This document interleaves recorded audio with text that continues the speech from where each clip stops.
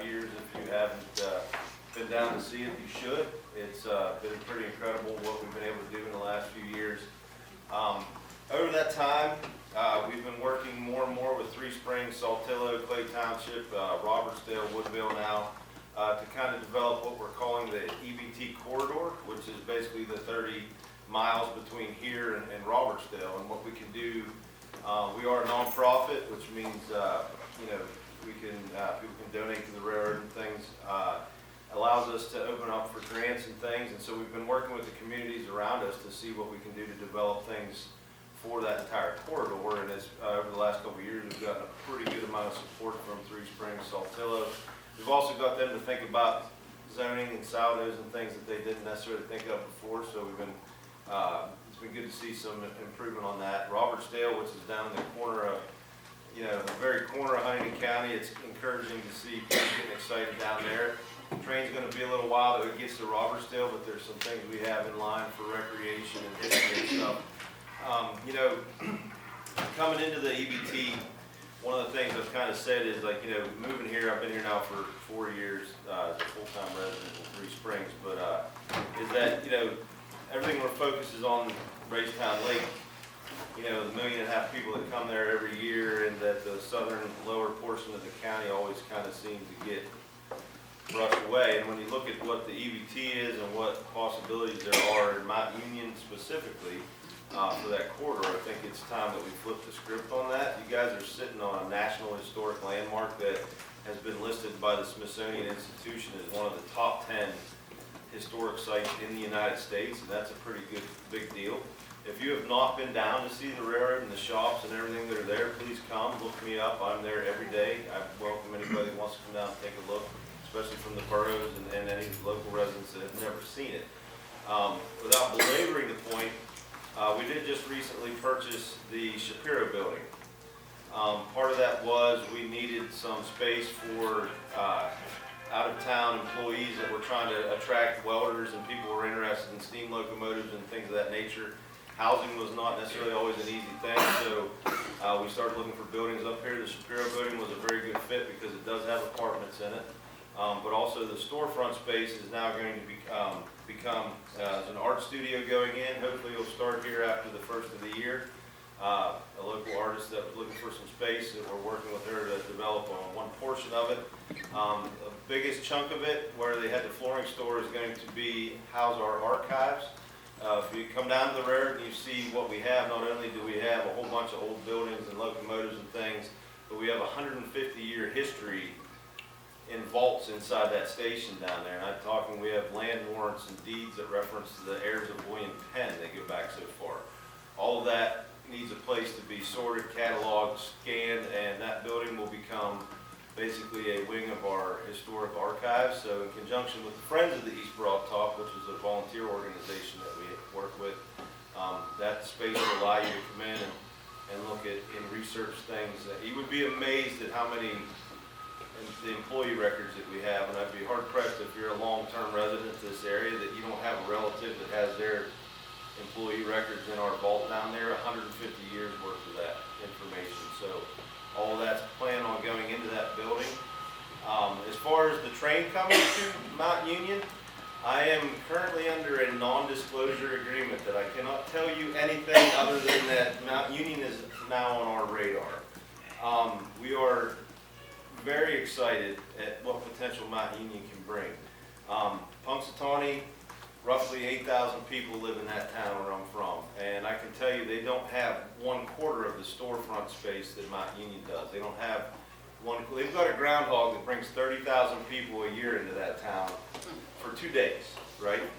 You're looking here at the potential in a few years, if we're fortunate. Our goal is to get about 100,000 people to come visit the railroad.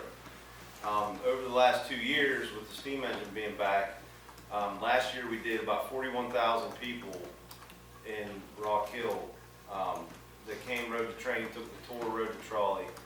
The previous record, just so you're kind of given a level of magnitude, was 1962 when the Kowalczyks opened it. In 1962, they only hauled 28,000 people. So just in a few years of marketing and what we're doing to push that, we've exceeded any record since 1960 of what the amount of people that came to that railroad. railroad. And our goal is in the next few years to get it to 75 to 100,000 within 5 to 6 years, or 5 to 10 years. Mount Union is going to be critical in that, mostly because this is where you have stores. This is where you have the potential for things to happen. I don't know, I keep hearing everybody talk about all of the things that were here, and it's the same way in Three Springs. It's our goal to help foster something that can bring some of that back. And we really, really honestly want to work with the boroughs, we want to work with the townships to get to that point. And it's not smoke and mirrors, this is a real deal. We want to help develop that, whether it be through, the trails that you guys have already started to develop, how we can work with that, what kind of influence we can bring in and help. And not to mention, if you bring even 75,000 people over an 8-month period of the year, where are they going to go to eat? Where are they going to go to shop? What opportunity does that bring? With the storefront space that's available here, I think you're sitting on an opportunity that most small towns should be the envy of. So that's really all I have. I will answer any questions that I can. The other thing that I would ask is, I remember going to South Hillo, because their residents have such a great interest because it's on its way to them.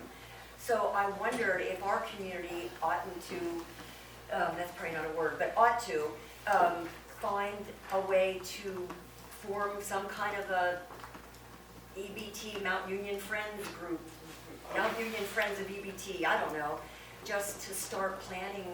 I would encourage it. I think, a lot of the opportunities and a lot of things that they've thought of down there were not necessarily something anybody, had given much credence to. And I think with what you have up here and in Shirley Township, just outside of here, there's a lot of potential. And there's a lot of things, unfortunately, right now I cannot discuss that hopefully in the very near future I will be able to.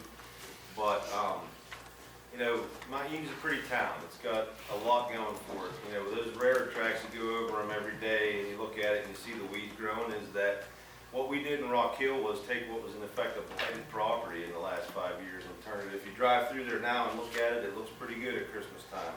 That's what we want for here, and that's what we would love to work with the borough and with the local residents on. Because I think that potential is something that it took us a few years to be able to come up and talk to you about it, but I feel very confident now that we can start having this conversation. Well, and I know your organization has given some written input to the comprehensive plan as part of the public comment period. Yes. And so I'm sure there'll be more discussions around Sure. that too. But I would encourage it, and Cheryl, feel free anytime to reach out, so. Thank you for being here. Yes. Is there something being planned for the holiday? Oh, yes, I would invite you all down. So we did decorate the storefront down there at the Shapiro Building, and then also have some model trains in there. We've been working with the Bricktown Museum, so is it next Saturday, I believe? Please stop in. I'll be there for a while, but they'll have a lot of the archive stuff kind of displayed in there. You get a taste of what we do have and hopefully build some excitement around it. So thank you, yes. Anybody else?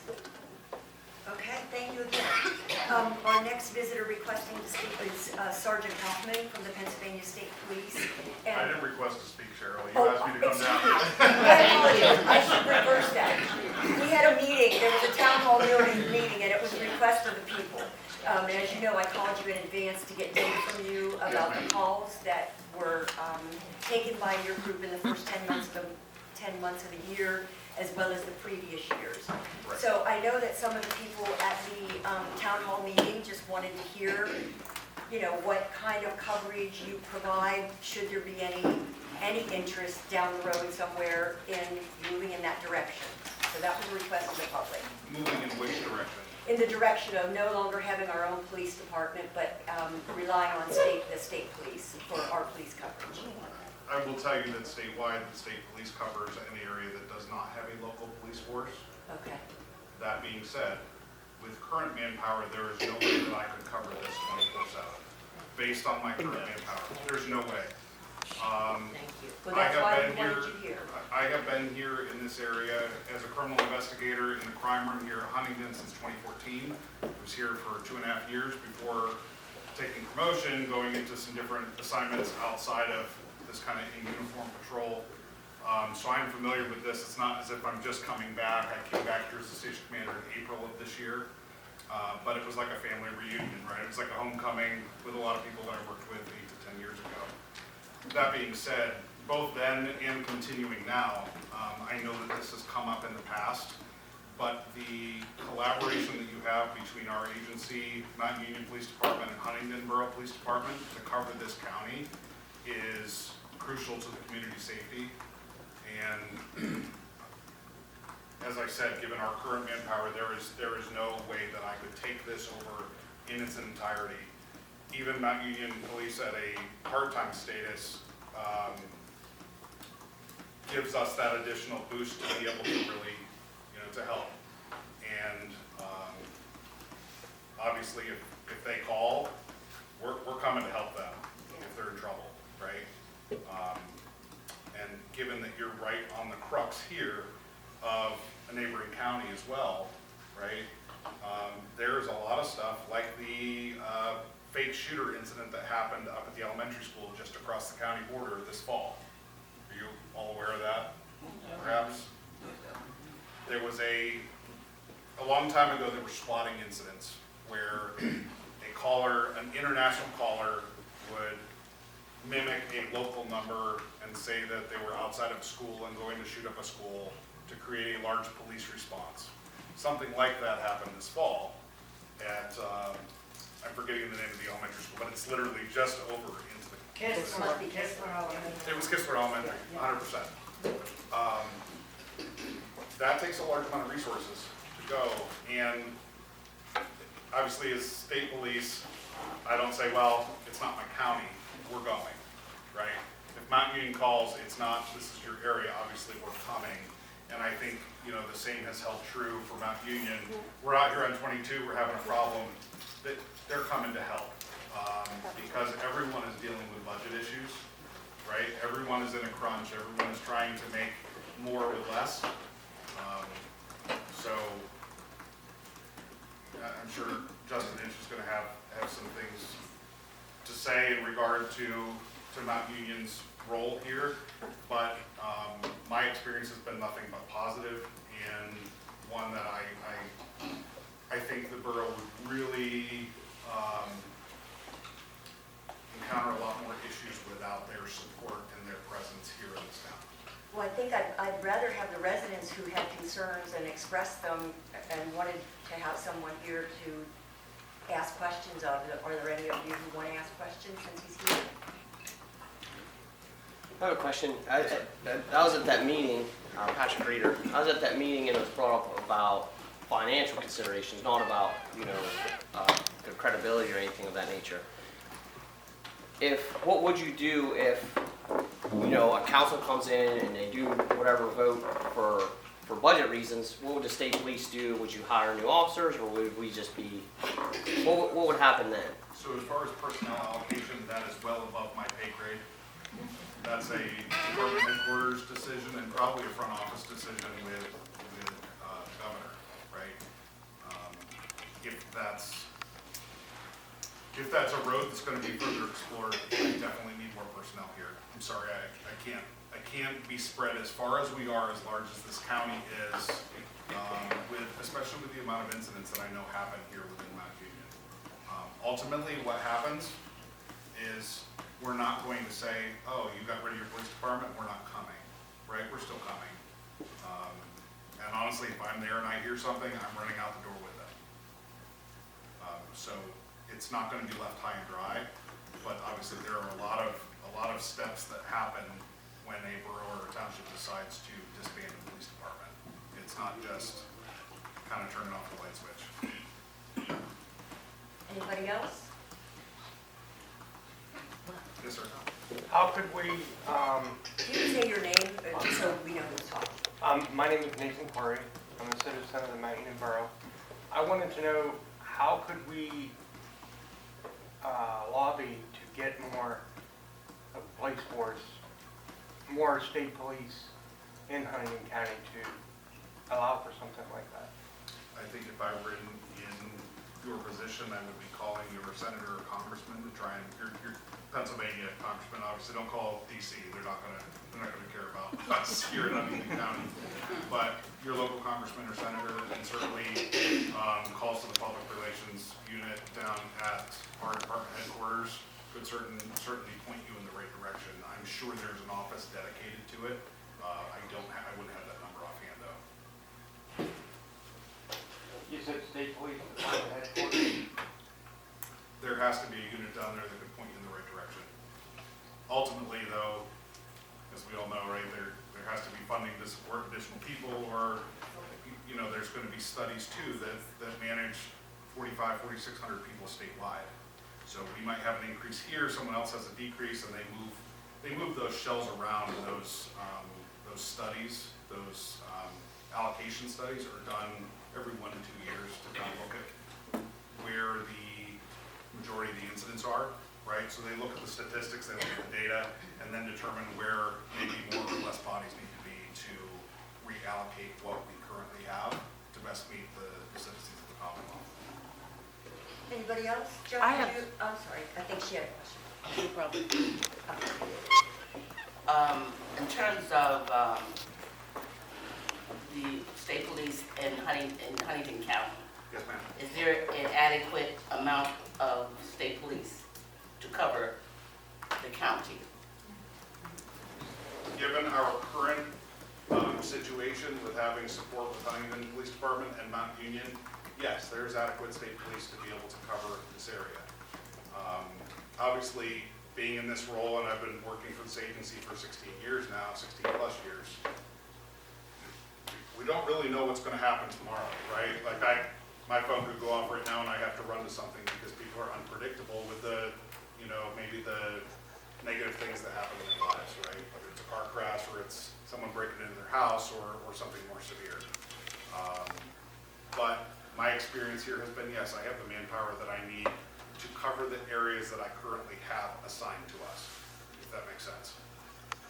So how many, excuse me, on duty? That varies. Okay.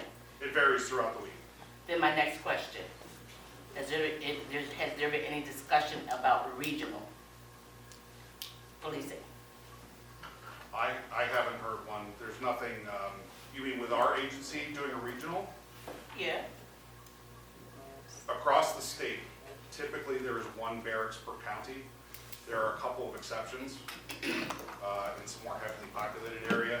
I mean, at some, what was it, 2018, there were 2 barracks in Center County because of the wide geographical area.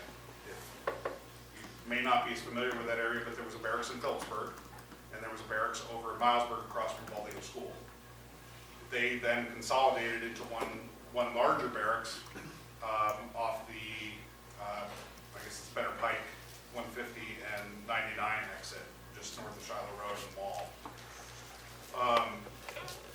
I don't ever foresee them going in this area to 2 separate barracks. What I do to try and mitigate that is to, obviously I have my troopers assigned zones. They're to be out in their zones. Obviously, if we come down here though, make an arrest, take someone back to the barracks, well, they're not here anymore, right? They're dealing with someone that is in custody at that time. But how I try to eliminate that time differential from the call or the transfer from 911 to actually being on scene is to have them, they're not sitting at the beehive waiting to go out, right? They're out in their areas to be a quicker response for you. Did you have? Yeah, I just had one thing. Hi, my name's Kathy Wilson, and thank you for coming down tonight. Mine is more of a suggestion towards the, after being at the town hall meeting, there's a lot of misinformation out there. There's a lot of things that people in this community just don't know. And I've been coming to the borough meetings for 4 years, so a lot of the information I do know. But I think it would be a great idea if the mayor and the safety committee and our police, and maybe include you also, could get together and have a public meeting that everyone could come to, where you break down the police budget, show where everything goes, discuss what you do in a day. A lot of people don't understand. They're like, we just don't see a police presence. Well, you don't understand what all we're short-staffed as it is, and if they have to go get someone for court that day, you're not gonna see them in town. And they don't understand that. And that needs to be explained. And if we could have a public meeting, to do something like that, to explain it to the whole community so there's no misinformation. I think that would be a world of good.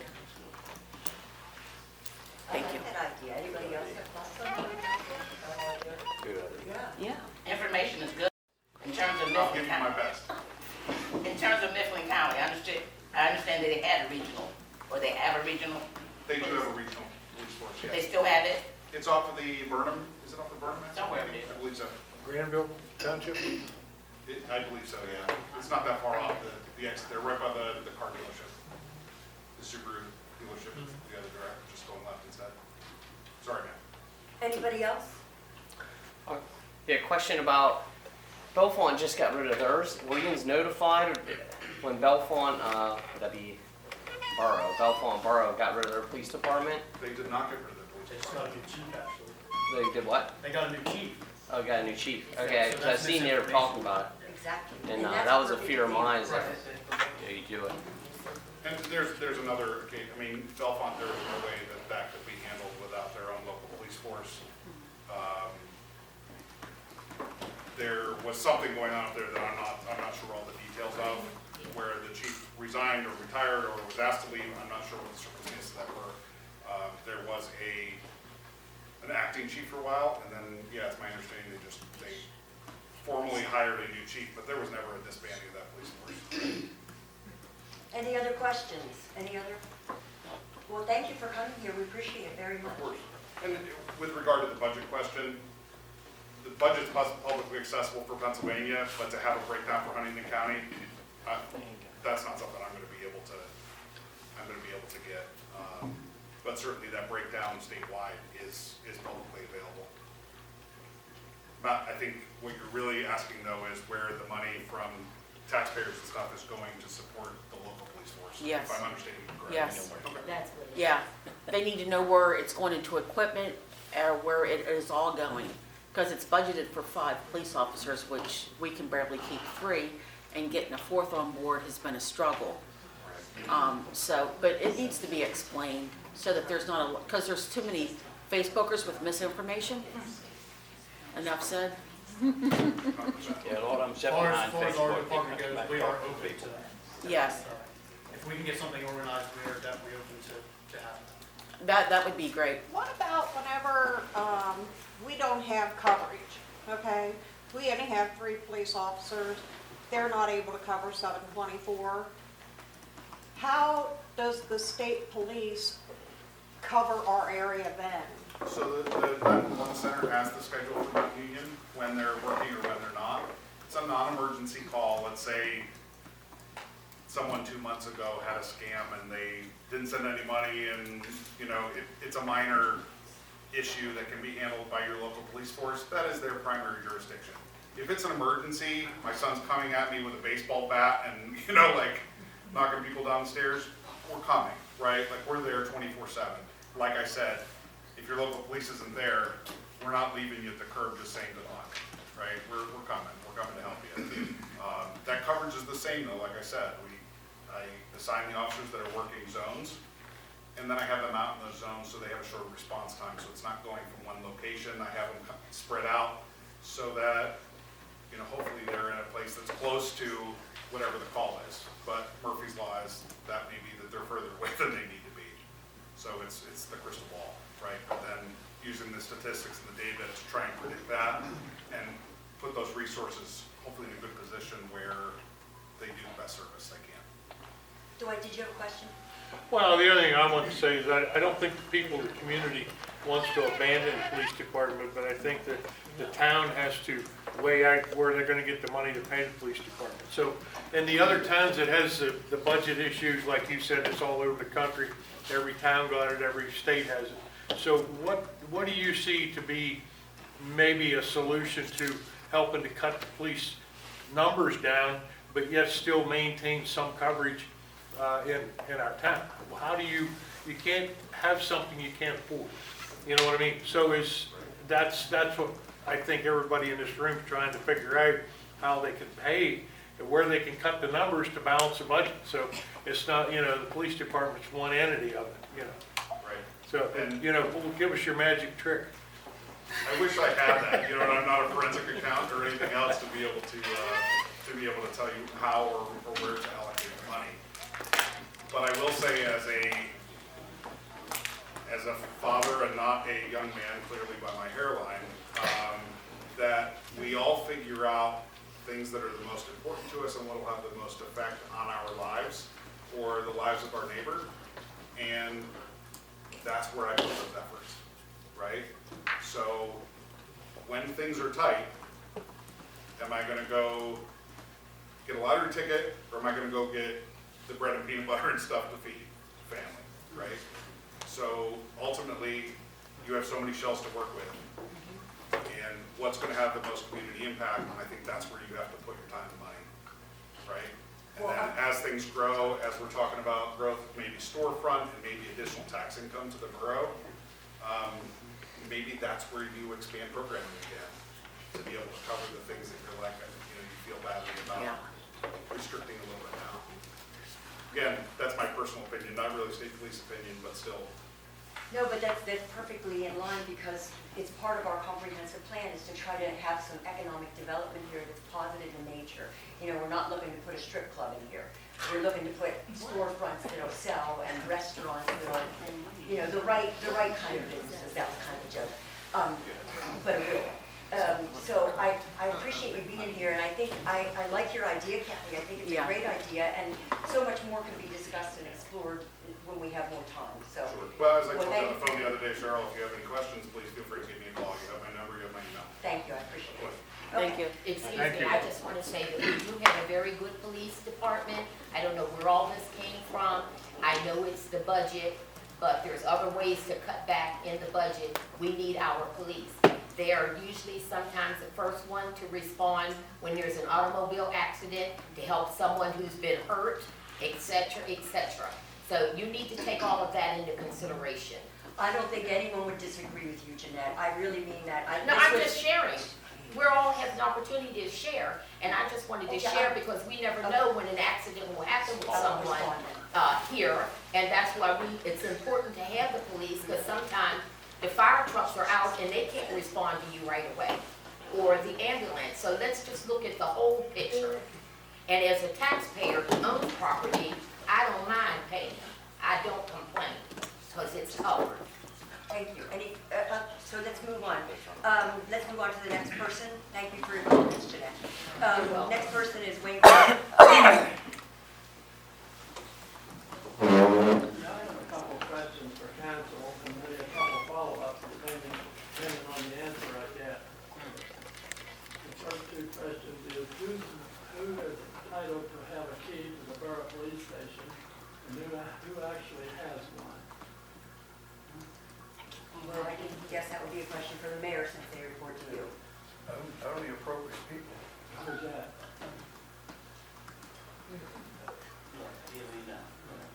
Marsh, you want to cover that? It's up to Sergeant Inch to decide who has a key and who has not. So, like I explained with the code enforcement stuff, there's a lot of rules and regulations as far as criminal justice information. So Sergeant Inch is the head, he is the head TAC officer for that information. So he solely gets to decide who he is going to vet, basically do a background, fingerprints, anything like that, to gain access to unaccompanied access, just like we did with Alec. Who all has permission to have a key? I don't think that's information that's relevant. Okay, well, anyway. Well, I don't know why that would be irrelevant. This is the public, this is our police department. Public meeting. Why But would the, that- but the police department is not a public building. Oh, so they're by themselves. Oh, They're but independent. the taxpayers pay for the police. Right, but I don't understand why, For the building. why everybody needs to know who has access and who doesn't. Well, I think that would be important to the public. Clearly, we have a resident asking the question, is there something we can't discuss? It's Is a there something secret. private about it? There is a lot of information in there that is private, yes. Well, the information in there is private, that's why we're concerned, or there is concern as to who has keys and who has access to it. That's what the question is. We can speak offline about that if someone would like to know about it. So it's a secret. So Wayne, you can ask the police department offline, he's saying, Oh, because I don't have the answer. Wouldn't council know who's allowed to have a key? We should know, and all of us should know these things. I don't know, do you guys not care who has police department, council, as a general rule? So the mayor, you don't know either? Emphasize what Marsh is saying. Inch is in charge of all how records are kept, safety, and who has access. For example, I have access, and I gotta do my clearances, I got to do the computer test, and same way when we brought him over, he had to get his fingerprinted clearances and all that, he does the background himself. And Inch is the one that is in charge of who comes, who goes. The problem with that is if we're gonna open that door to where, every member of council has a key or, we vet all No, these people. they don't want that. Okay, then I don't think then that's what are we fair. asking for? I Yeah. don't understand what the big deal is, because then now we have so many people in and out of the police department. So that's why we've kept it to a very short list of who has access to the email. So I'll let you answer that, because I Ultimately, can't. council has the final say on everything, the police don't. Right, but what is, he's asking, what is your concern? Well, people having a key that's not entitled to have one. And I don't know What? who that is. Well, I don't know who that is either. I can be more specific, if you want to, but I was That's up told, to you. I was told that Nicole has a key. She works for the taxpayer, she don't work for the borough. Why would she need a key? I can't answer that. Nicole, do you have a key to the police station? I do. They never do. Well, there's the answer. She does. I can't, you I can ask her. I can tell you that I'm the one that took my vacation time from work to go walk the exterminator through the police station. Because there's nobody on duty to do that when he comes in. I have all my clearances. I've been fingerprinted. I have everything. All right, somebody that works in the borough office or maintenance could let that person in. No, they They cannot. cannot do that. They don't have the clearances.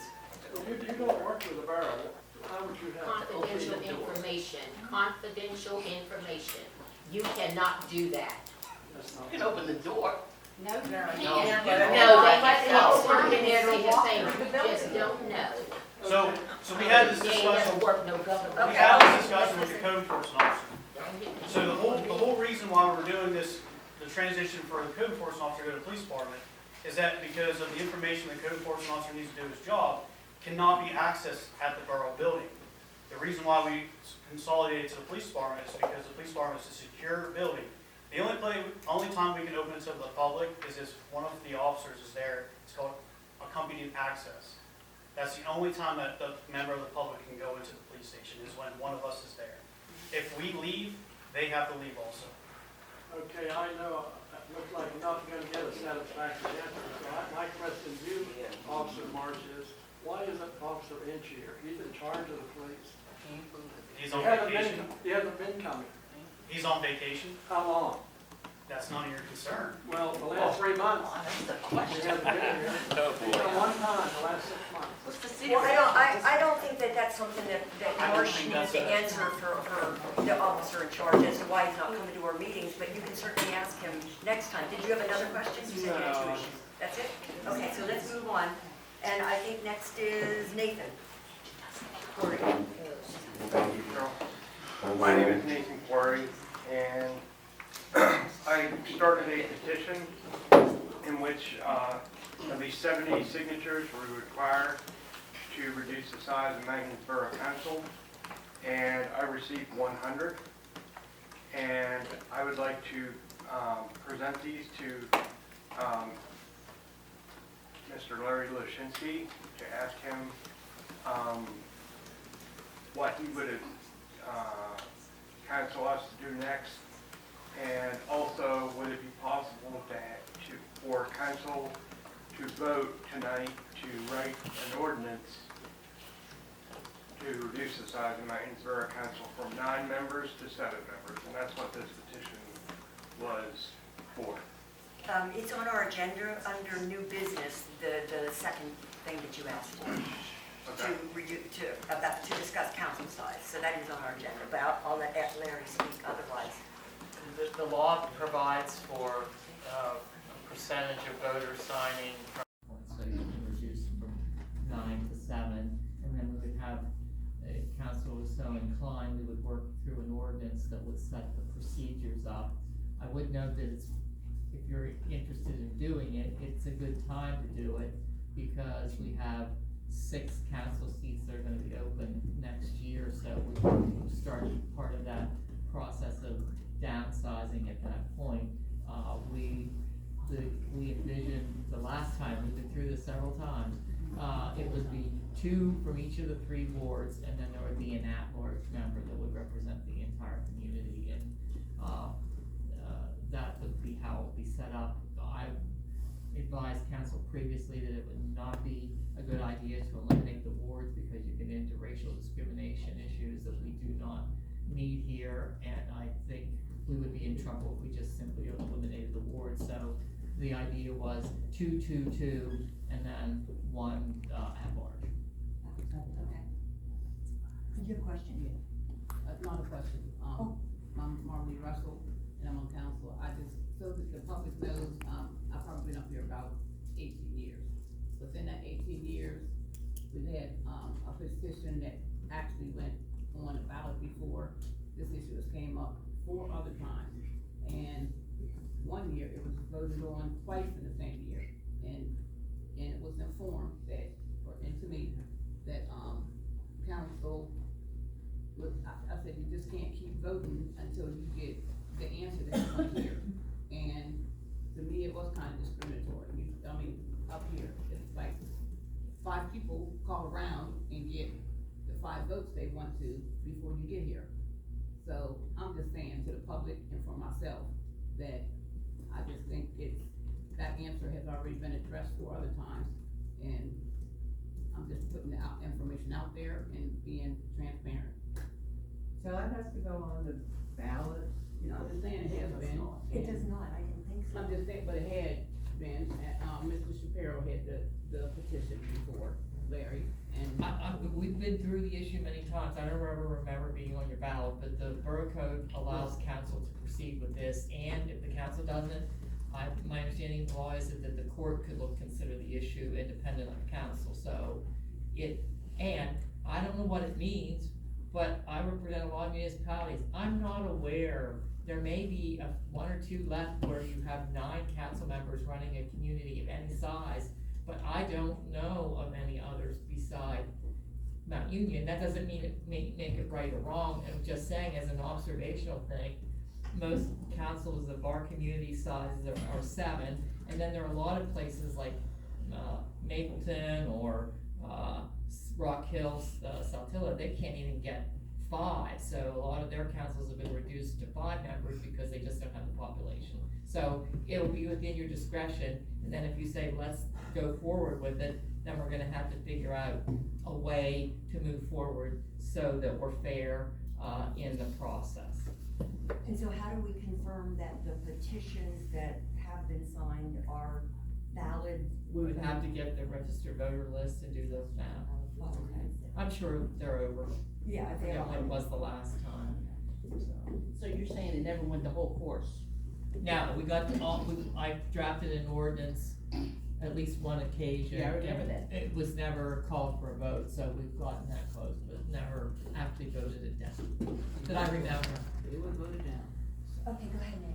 I just want to say, I did ask Larry at a meeting or 2 ago for a little bit of history on this ordinance in terms of the makeup of borough council and how long has it been there. And he said, I don't know exactly what year. And I said, well, can you give me a decade? And he said, well, it was the 1950s. So we've been screwing around with this for 70 years. This is a major reason why practically nothing gets done that benefits the citizens of this town.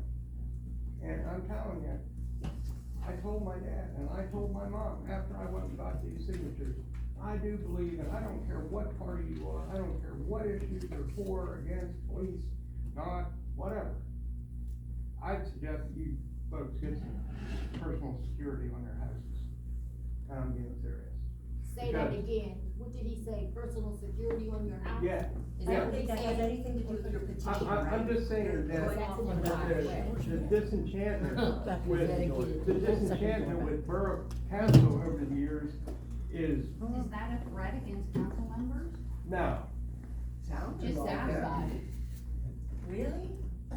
Rec against council members? You do get council members, and you get. Yeah, because I don't have any. If you want to come on in my house, I don't have any. I mean, I had one person tell me in front of the she's former Mount Union Elementary School, that half of them ought to be thrown in jail. Okay, so Nathan, we're not gonna go down the road you're going down. You have the petition signed? Yeah. Okay, and you can turn those in, because it will need to be turned in, and we'll address it later on the agenda. Anything else on that?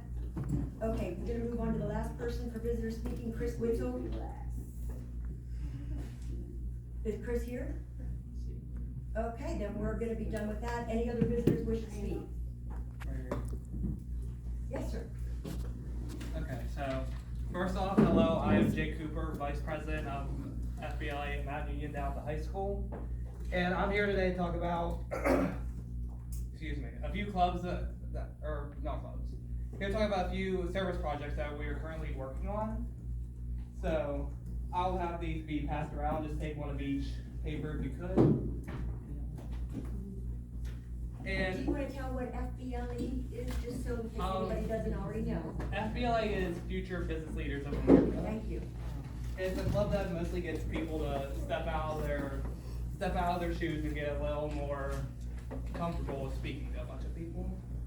But anyways, as those papers are going around, as you can see on the pink flyer, once it comes around, on December 10th and the 19th, FBLA will be teaming with FFA,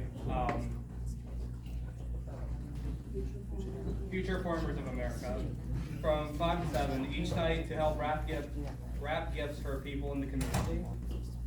If you don't have time to wrap the gifts, let us know and we can do the work for you. So essentially what that is if you would like to help out, you can definitely come and help wrap gifts.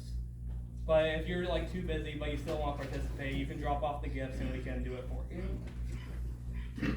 And as the gold flyer is going around, that is our food drive and what we are needing for the food bank.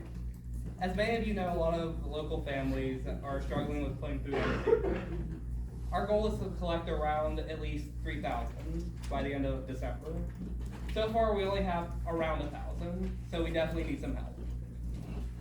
One of our biggest goals as future business leaders is to work with the community and find ways to give back.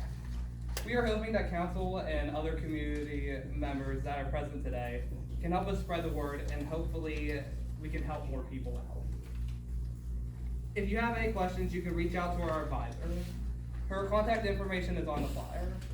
As I finish up here today, does anyone have any sort of questions? I'll just help him a little bit because I am his advisor. What we're sending around is a couple different projects, as he mentioned, the food drive and the community wrapping. FBLA tries to give back, as Jake said. We're trying to get more of the community to understand what we're trying to do, that it's just not a club that is only looking for money. We're not looking for any kind of money, we're not looking for anything at all at this point, except if you need to have gifts wrapped, come down, we will wrap your gifts. If you want to help out people who don't have as much food in the community, and you're willing to donate some items, I will come pick them up, he will come pick them up, we have all kinds of kids that come pick them up.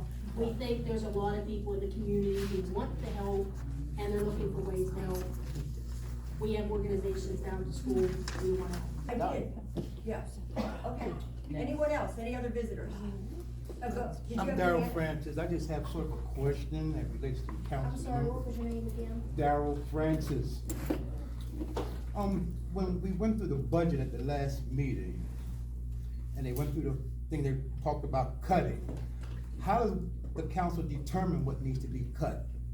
Because when they came up with cutting the program for the children at the park, it stirred a lot of people up about that, because Miss Leonard here, that's one of the reasons why she, got together with the town meeting, because we're trying to say, who determines what gets cut? Is it the members of the community, or is it just so many people on council that says this gets cut, that gets cut? Because certain things, we've been going over 3 months. The code enforcement officer is one thing, it's been going on and on, hashed, rehashed. But in a matter of like 7 minutes, the budget went through like a hot knife going through butter, cutting this, cutting that, cutting that, cutting that. And I wanna know, did any members of the community have any input? Like say he went out and got petition signatures, did any of the council members in their wards go to their neighbors and ask, what do you think we need to cut here? What needs to go? What doesn't go? What stays? And I wanna know, how do we determine that? That's a Does really 9 good- members Oh, sorry. come up with the answer for 2,400 people in this community? First of all, there was a presentation at the last meeting, by a group of the council members, putting forth what their recommended changes would be, and it was discussed here. There will be more discussion tonight, but you seem like you wanna answer. I just wanted it to be clear that the budget has been advertised for 30 days and not one member of the public came into the office and asked to review it. So that, just wanted to make that clear. And second, I spent numerous hours working with the finance committee meeting. There was several of us that came and we went through it tooth and nail. I'm sure we'll discuss it tonight. Different options to not just cut whatever this person feels like or that person feels like. I went through and thoroughly put in every penny that was spent the entire year in the actual budget, and then base that off how to do next year's budget. And she will talk about that later. So that was just a proposal because we have to advertise it in the positive. So they got it to there, and then for a month, we worked on the budget to bring it here tonight. The children's program that everybody's so concerned about, what we had one last year, we didn't have one the year before. There wasn't a children's program every year. That's right, and it's because our Parks Department didn't make it happen, but then last year they did. Yeah, and they shut it down the previous years. Yeah, that's what I'm saying, it wasn't they didn't have it every year. So that would mean we can have it, that would mean we should have it. Shouldn't our borough offer something to the children of the Oh, I town? agree. I mean, we Yeah, don't my offer kids are that big and nothing. they went. Daryl, I don't know that we answered your question, but there will be more discussion about the budget tonight, but I think Taylor's point is well taken. It was, advertised for people to come and look at the budget and give input to it, and not one person even came and got a copy of it. I didn't And get a so I guess copy, that's but a I little did get it. concerning, but not everybody has time to go do that or doesn't think about it. But I know it was on their Facebook page, and I know it was on, I know it was in the Daily News. If you don't get either of those, it's hard to get that information that is available to you. Anybody else, any other visitors wishing to speak? Okay, I just have a few things that I'm gonna express as a visitor. One is, I do understand that, we got the parking ordinance passed and it's in place, right? And I now understand we got the parking tickets. So what I wanna make sure we do is that gets in front of the residents of this borough, because if we're gonna start enforcing parking, because we haven't done it with any regularity for quite some time. And when I say that, I mean like people pulling their cars up on the easements, or up on the curbs, or whatever else parking violations we've permitted all this time. I think it's important that we make sure that the public is educated that it's going to be beginning. So is that something that the police would be willing to do, is to somehow make sure that gets in front of the public? Correct, Because we, that's very the important. biggest things that we use to get all the public is our Facebook, page. Okay. We were already in talks of making basically a mass Facebook post, and then talking with Taylor, she was gonna share it to the Mountain View Borough's Facebook page. That is in the works right now, we were kind of just waiting to make sure that everything was set in stone before we made that post. Wonderful, that's good news, thank you very much. The second thing was, I wanna make sure that everyone on council recognizes, that it's important that if you want to purchase the life insurance that is offered to us, it needs to be paid in January, that's when we, the borough, have to pay it. And so it's important that you pay it back to the borough, or there will be a deadline that it will be canceled. So I just wanna make sure we're all on the same page with that. And the other thing I would like the borough council to talk about is, I've noticed in the last few months, that we have sat here and approved amounts to be donated to organizations. One was, and I'm not against those organizations, so I wanna be really clear about that as a council member. But we donated money to, I think it was the Vikings, which is a Pee Wee football team. And then we donated money, to the fire department to do something last month or the month before. I don't really think it's our borough council's place to be donating money to community organizations, because it's not our money, it's the public's money. So that's something I really want us to think about, and we can put it on the next agenda, or we can discuss it now, whatever your preference. What's the difference, I'm just asking, between doing that and having a summer program for kids? I mean, still, it's community money and it's going to the kids in the community. Well, I think it's up to the public is what I'm trying to say, and the public is saying they want the summer program for the children.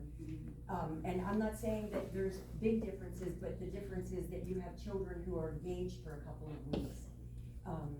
And I'm just not sure that we, the borough council, should be deciding who we're gonna give donations to and who we're not going to. Because the very moment someone walks in this room and wants a donation for their organization and it's voted against, then we're gonna be in a position of saying, oops, what do we do now? So I'd like us to think about it and maybe come to the next meeting. Are there any other comments? I went to the, I thought we were donating to was the fire department, and we made the motion to sponsor the reindeer for the Christmas tree. And we did something with the Vikings too, and the football team. Oh, yeah. Yeah, we gave them $200. Yeah, and we're looking at a tight budget, so I just thought we should give I know we consideration to took, that, we so. used the recreation money that we didn't use this year, I think, for that stuff. I do know. Yeah. At least that's how it was supposed to be done. Yeah. And I think I was gonna pay for the uniforms, I think, in 18 funds. I see your So- concern, but I thought it was, I thought we did too. That's okay, it's just we put out money this year that we don't usually, at least not from my memory. Okay, are we done with the visitors? Any other? Yes, sir. Wanted to ask another question when I was talking. What time do the exterminators go through the police department? Wayne, I'll answer that. It's about 8:30, 9 o'clock in the morning. It's all working then, isn't it? I told you, I took my own vacation time off of work to be able to do that. Every time. But you still Yes. How often is that done? Once a month. It's either that or you pay overtime for us to stay over. I mean, so we're looking at different options to help with that. Because obviously we've had roaches, we've had mice in our police station. So we needed an exterminator and that's how we made it work by having. Okay. Yeah, I'm gonna say something. The mayor has. Yep. Let us stop this negativity and asking repeat questions over and over again. Mount Union is an excellent, good community. It's, you have it printed in the newspaper, the negativity that's going on. Let us stop that and look for industry to come in here, the positiveness. If you have something personal, go to that person and tell them and leave the community at large alone as a taxpayer who owns property. Thank you for your input, Janine. Good deal. Okay, Sure, correspondence. can I just address something quick?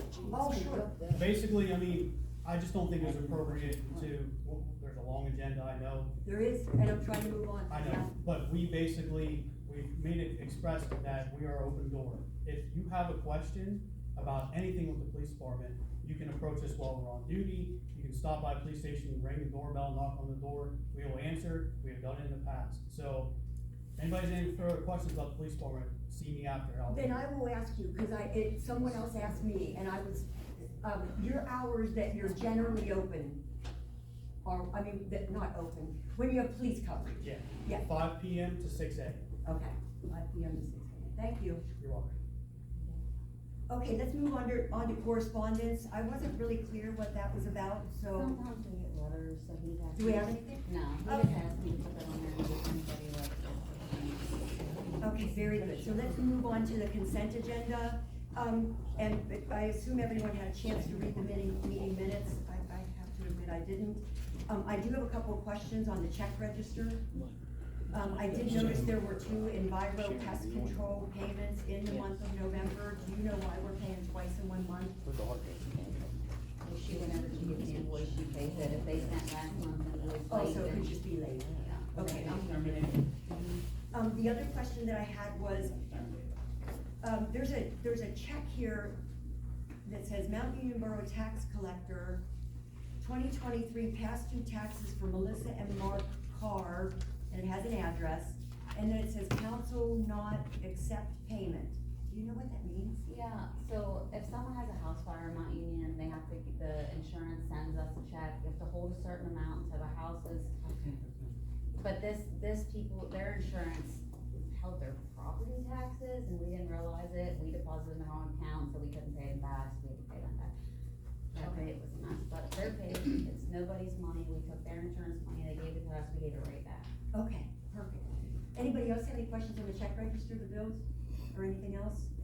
Okay. The only thing I have to add is, I know there's been some concern over if you go to the miscellaneous category of the general fund. Oh, you're on the budget now, or not the budget, but the Well, it's on, general? it's on yeah. If you go to what? There is, I don't know the exact line. It's under, Is it revenue or expenses? Oh, okay. It was the big number, the 600. Oh, yeah, we talked about that last Oh, week. everyone's aware of that? Yeah. I did talk to Trista, and that's cleared up too, so it's not just that much money that's being spent miscellaneously. Yeah, so, one of the things that I wanted to make sure we recognize is, if you look at through November of this year, because I think it's important the public know this, you know, our annual budget for revenue, that means what we're bringing in is $1,028,360, $360. And so, as of the end of November, we had collected, or we had brought in $1,019,733. So we only are short we have 1 month to make up the $8,626. So we're generally in good shape. I wanted to just make sure that we were aware of that. One of the other questions that comes up along those lines though, Taylor, is do you know why we haven't gotten the township workman's compensation reimbursement? We just sent them out because I just got the bill from EDC. Okay, so we sent it out and it'll be due in December? Yes. Oh, fantastic, because that's $6,000. So I was hoping that we'd have a way, we knew we were gonna be making that up. One other thing too to keep in mind is there is a very large percentage of people that pay their taxes in December. Yes, so that would be under the delinquent ones because. When does it become? Well, then that's great news because we had a budget of $310,000 for current real estate tax. And we collected by the end of November, $310,159. So if we have more you think will come in December, that's great news. Oh, we will. That's fantastic. Okay, what's the deadline before it becomes the sheriff's sale? Oh, well, they go back to the county after December 31st, so your tax collector sets the delinquent list, and then that starts the collection process in the county. So Okay. you would get to next July before they start doing, upset sale notice. The other thing I wanted to just point out real quick, did you want to talk about something? Oh, okay. The other thing that I wanted to bring up is that, the expenses under the general fund, you know, it's the same thing, $1,028,360, that's the annual budget. As of the end of November, the spending was $980,485. So we have almost $48,000 left, that we can cover in expenses this year before we go into the red, unless we get more money in, which it sounds like we're going to. I guess what I'm saying is, we need to watch our expenses for December, but we should be at a break even, is what it's looking like. So what else, I guess, are there any questions or any other comments, or may I ask for a motion to approve the consent agenda? I had one for, the November 6th meeting minutes. I don't know if I'll be the issue with anything. Oh, like a correction? Yeah. Oh, okay. Well, that's not really a correction, I just want clarification. It just says, a letter to remove him from the plan commission, should we name the person in there for record? We didn't at that meeting. Huh? We didn't at that meeting. We didn't? Okay, that's what I wondered. Oh, that's a good question. I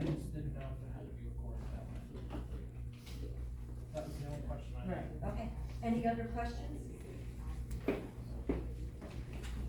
Okay, may I have a motion to approve the consent agenda? I'll make a motion to approve consent agenda item A through E. Mike second. All in favor? All opposed? Okay. Motion carries. Very good. Committee reports. Let's just go down through the list. Let's start with, oh boy, I don't have a list. Okay, let's do parks. Who's the chair of parks? Oh, Mark, do you have anything to report this month? Not this month. Not this month? Well, I was hoping that, I guess it's a little bit up in the air, but last year, well, no, this year, formerly this summer, we had the park program, and when I phoned, up to the, office in Huntington, they said they actually start looking for JTPA and the kids and stuff, in like February and March to get ready for the summer. So I was hoping to, hope we can vote on, you know, to have the program for the summer for the kids and so that I can start, you know, getting, ahead of the game this year and apply. Gotcha. And who else is on your committee? Alex and, Alex? Sharon. Alex and Sharon, okay. Well, it sounds like you might have a meeting then. Correct me if I'm wrong, but I think we secured the staff from this previous year for next year, correct? We didn't secure them, but we did talk about that. But I remember there was conversation about that, right? Yeah, but There was some, agreement that at least a couple of them were highly salary for next year. But- So you'll probably have a meeting in January maybe, so you guys can start planning then? Yeah, but I don't think the council is gonna get early start. If we have the program. Okay, yeah, that's up to you. No, you're the parks chair. I just we've been discussing parks, I wanted to make sure we're gonna help. I think she's saying they'll meet and get ready if there's a budget to allow them to do the program. Well, we're gonna get to the budget, so that's a good point. That was her Okay. point, I thought. Okay, I missed it, my apologies, I wasn't listening. How about streets? Nothing to report. Nothing for streets? Okay. How about public safety? We did meet, I have nothing to report. How about buildings? Nothing to report. I did want to ask Aaron if sometime while you're working, if you'd have a few minutes to talk about some options, about maybe getting you to help me look into options for painting the roof of the borough building. Painting the borough. Yeah, not having you Market guys Street. do it, but if you had any Yeah. people that, you know, might. Yeah. Let's Get together with them. Yep. Thank you. Yep. How about the ordinance committee? Nothing to report? Okay. Then that'll leave the finance committee, and as we know, Heath, is no longer here with us, so he's no longer the chair. There was finance committee meetings, but we've already spoken about those, and we went over the financial reports, and we'll get to the budget, so there's nothing more to say there, at this particular moment. And then the personnel committee did meet as well. And if you'll remember at the last meeting, we provided you with the full-time, non-union foreman, secretary, and manager, since they're not in the union. And just wanted to, ask for a motion to approve that. Do we have to amend the agenda? Since it's part of the personnel committee, I don't know how it is. I would amend it just to include approval of that, which is within the scope of what you can amend for, it's not. That's good, okay. A large expenditure or a formal contract. Okay. Does anyone want to make a motion to, amend the agenda to add the subject of the non-union foreman, secretary, and manager, package that we talked about last meeting? Non-union what? It's called the non-union, it's the total benefits overview, total compensation overview is what it's entitled. Total benefits overview, compensation overview. Yes. Does anyone want to make a motion to amend, we have to amend the agenda first. I make that motion to amend. Okay. Joan, do I have a second? I have a question. Oh, yeah, sure. My question, with that is, non-union, so it's not something that we, go to, when they go from negotiations with any of the funding. That's right, the unions is already negotiated and in their contracts. One for all the union staff and the borough, and the police, of course, is separate, a separate one. So these would be for the people who aren't, the full-time people who aren't qualified and aren't in the union, which would be the foreman and the borough secretary / manager. They're not in the union. So we amended to, We're gonna, she's asked for an amendment to basically introduce and make that a part of the public record if that's the benefit packages for those jobs that are not union. You're not defining or changing them, you're just expressing what they are. Did you get the package last month? I don't know if you got it. Oh, you didn't get the package, okay. Cause it was in the package, okay. So do I have a second to amend the agenda? Thanks. Okay, all in favor, say aye. All opposed? Okay, motion carried. So now we'll discuss what was handed out since we amended the agenda. And then we'll need just a motion, or unless somebody had questions as a result of reviewing this during the last month. No questions? Okay, do we have a motion to approve what was provided? I make a motion to approve. I'll second. Thank you, both Joan and Nicole, and all in favor? All opposed? Okay, motion carried. Okay, that's done. Sorry, I'm trying to get through this. There's an evaluation, performance evaluation that is overdue, and that's the evaluation of the borough secretary / manager.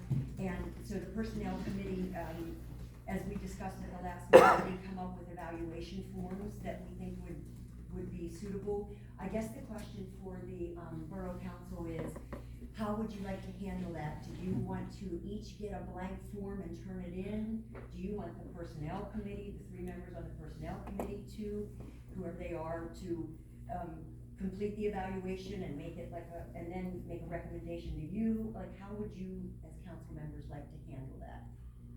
I don't know how you've done it in the past, I wasn't here past. They haven't been done in the past. Oh, we haven't done it. Is that a question for Larry? I'll answer it, but I think it would be less cumbersome to have the personnel committee do the evaluation and make recommendations that council could then approve to. Does that sound good to council? Is everybody agreeable to that? Yeah. Then we'll put it on our next agenda for the personnel committee to do that. And just remember that would be done, in executive session, because you're talking about specific job performance of your employees. Okay, and so Taylor, can you put that on the next agenda? And we'll see if we can't get that done in the meantime. I don't know if we will because of the holidays. I mean, we've had a lot of meetings lately. So maybe if not the next one, it'll be the one after. And it'll be for the 90-day evaluation of the foreman as well, the new foreman, who's in attendance at the meeting. So we'll make sure that we do both of those. The other question that the personnel committee had was, has the police department determined, or the mayor determined, are you looking at hiring a 4th police officer, since we know that's gonna be in the budget? Are you still waiting for the person who was approved by the Civil Service Commission, second in line? Do I have that right? Yeah, so I reached out to him last week, it's not looking good. So, I think there's only 4 test days that he could go up to IDP's academy and actually do a physical fitness test, and he's not gonna do it. He hasn't flat out said that, but it's probably gonna be very short. What's his deadline, the real deadline? The last test date is January 6th. Oh, so And that next we week would give is that till January so- 6th. Okay. And then you folks will let us know then at another meeting what you'd like to do thereafter. Okay, just so the public knows too. Okay, sounds good. And the other thing that I want to ask of Borough Council, I'm under the understanding that those in a management position or supervisory position, so that would be Taylor and perhaps Aaron, I can't speak for Aaron, but I know it's true for Taylor, that she is receiving texts and phone calls well outside of her normal work hours. You know, the 8 to 5, Monday through Friday timeframe. And I think it's important that we all know as council members, and we all agree, that that's not something we're gonna do unless it's an emergency or an urgent matter. So that, I mean, because she needs to be paid, Erin would need to be paid, and that goes on their timesheet when we call them. So I guess I'm asking of council, do we all agree that that's something we should be avoiding as much as possible? Yeah, I didn't say you did. I didn't say you did. I just want to make sure that's something we're all agreeable to. Okay, then we'll just move on beyond that. Thank you. And I think that was it for the Personnel Committee. The Tree and Forestry Ad Hoc Committee met as well since our last meeting. And we had a great meeting. I just have to find my notes. And here are the couple of things that we'd like to propose. And this may require an amendment to the agenda as well, but that'll be up to you guys whether you want to or not. We would like to, as we discussed at some point in the past, put the forester out for bid for this coming year. As you might remember, the current forester, as well as the current contract with the current lumber company that he recommended, those expire in February. And so the committee met and they would like to propose that we put that out for bid for a new forester who would then, of course, recommend whatever lumber company they would recommend. And we just wanted to make sure that you all were feeling like that was a positive thing to do. So we need to amend the agenda because we would have to approve advertising, right? So would someone like would that be for January? I was gonna put it in the paper and we were thinking put it in Saturday, December. that Yeah. way that This month. they would Yeah. have adequate time to do Did it. everything. Yeah, cause Aaron said they would have to come look at the ground and I all. think our contract's up in January, February. February. Our contract's on February 18th. So we wanna make sure we have time to advertise it, get the bids, open the bids. We would effectively be rebidding. Correct, that's my understanding. So does that mean it needs to be on the February agenda if we do this? Well, if you're gonna name forester. someone for the new Forester. forestry contract. And last year, if you'll recall, we got caught in a time crunch. Exactly. And you went with the same organization, so if you wanna open it up, they may get it, they may bid again, and you may give it to them, but I think Right. starting the process now would get us a good pool of candidates, and you have time to think through it. Well, if we expire in February, we're not. You don't have to have someone in place, that is correct. You just want to do We it have for. time to make a better educated decision. Yeah. And so we were thinking maybe that 45 days is a fair amount of time for a forester to fill. I mean, you should see the advertisement that had to be run last time, it's pretty big. And they have to give certain data in their bid and so forth. Go ahead, Lauren. Well, my question is, you said a committee, was someone from the water authority on that committee? Because the number is owned by the water. That's So, it's by the borough. But I will tell you, the foreman was there, the borough foreman was there. And so was Rick Rogers and Joan Rogers and myself and Taylor. Was that, who was there? There's like 12 acres I that's forget owned who by else. the There was authority, the someone rest else, is owned by the borough. I'll make a motion to amend the agenda. Okay, so let's make the, okay, Alan made the motion to amend the agenda to add the item of advertising Yes. to put the forester out for bid. Is that what? Yeah, I didn't get this, you got it. Sorry. Thank you, Sharon. All in favor? Anyone opposed? Okay, motion passed. Now we will, I'll ask someone to make a motion that we advertise for the bid. I'll make a motion that we advertise. Joan, you made the motion? Forestry, right? Yes, and I'll second. would you like to be second? Okay. And all in favor? Aye. Anyone opposed? Do we have to put, before we do that, do we have Oh, to, right. before we do, we should discuss, do we have to put a deadline on that? Yes. And- What and, about the motion? Oh, no, that'll go in the advertisement. Well, I was gonna say, do you want it to just be in the advertisement, or do you want it to be part of the? Oh, in the motion. That's a good point. And didn't, Well, we agreed though that 45 days should be more than sufficient for someone to. gonna open the bid at the February meeting, Right, so if we did 45 days from this Saturday, that gives till the middle of January, and then you can open. Remember, I said that they could bring bids up until 4 o'clock the day of the February meeting, because you have to open them in the public. Okay. Oh, that's right, so it would be February, whatever that February date is. Okay. Are we all okay with that? Okay, very good. Any other committee reports, or are we finally done with that? Okay, let's move on to the planning commission report. And I'm gonna be very brief, I just have to find it real quick. I'm just the acting chair, oh wait, I actually, where's my, I don't have notes on this, sorry.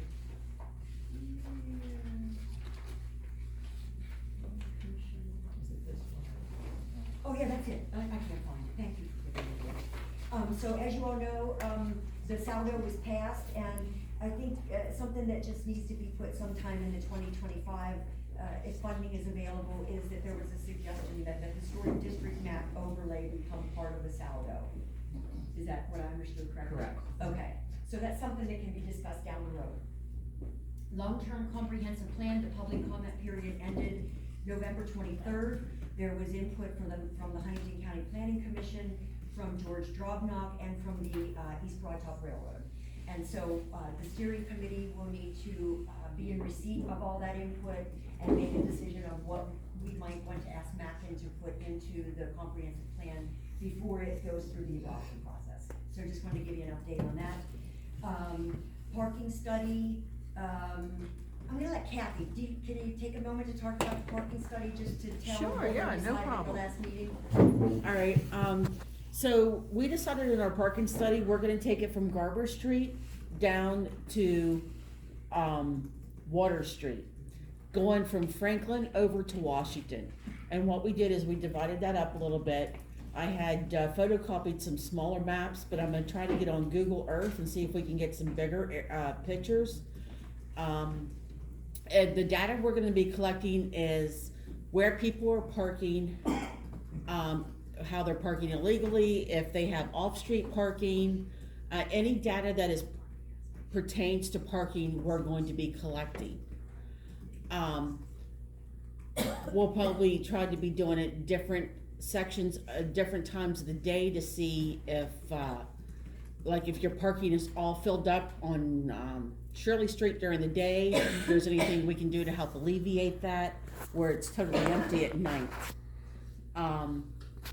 We But I think- assigned areas. Did we decide we'd wait till spring when it's a little warmer? A little bit warmer, Okay, and we good. did assign areas because, yeah, I didn't want people out when it's getting so, we don't want people out when it's, dark. We don't want anyone to get mugged, hit, whatever bad could happen out there, whatever. We did assign areas to people.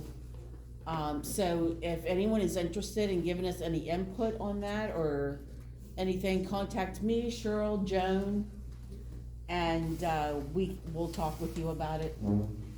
Thank you. We'll be marking if it's anything, private parking, public parking, what we got and what we can do to alleviate any issues that we have. Thank you very much. Yep. And then, as we discussed at the last meeting, which you raised about the minutes, now we will put it in the minutes, for sure. At the last meeting, it was agreed by Borough Council to send a letter, to one of the members of the Planning Commission who has not been able to attend a meeting since March. And, that would be Robert Vaughn, and we have attempted to reach him or have spoken with him. And the letter went out to give him the 14 days notice to remove him from the Planning Commission due to inactivity, which is what we had done previously. And so tonight would be, when we would take the vote on that to, go forward with it. I can see, he was in the hospital last week, he had a stroke, so you can do what you wanna do, but people are sick and sometimes they can't make it for whatever reason. And he's been sick for a while, and he was in a hospital, so whoever was on the planning commission meeting with him, I'm sure that they knew him.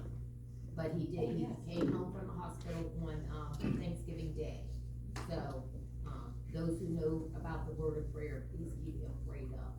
Thank you. Absolutely. Do we have to amend the agenda for that too, or because? It's part of the plan. We'll consider the letters as part of the package and as part of the planning commission report, so. So do we have a motion in response to the fact that the letter did go out and gave the 14 days notice and there was no response? Or is there anything additional you'd like to do?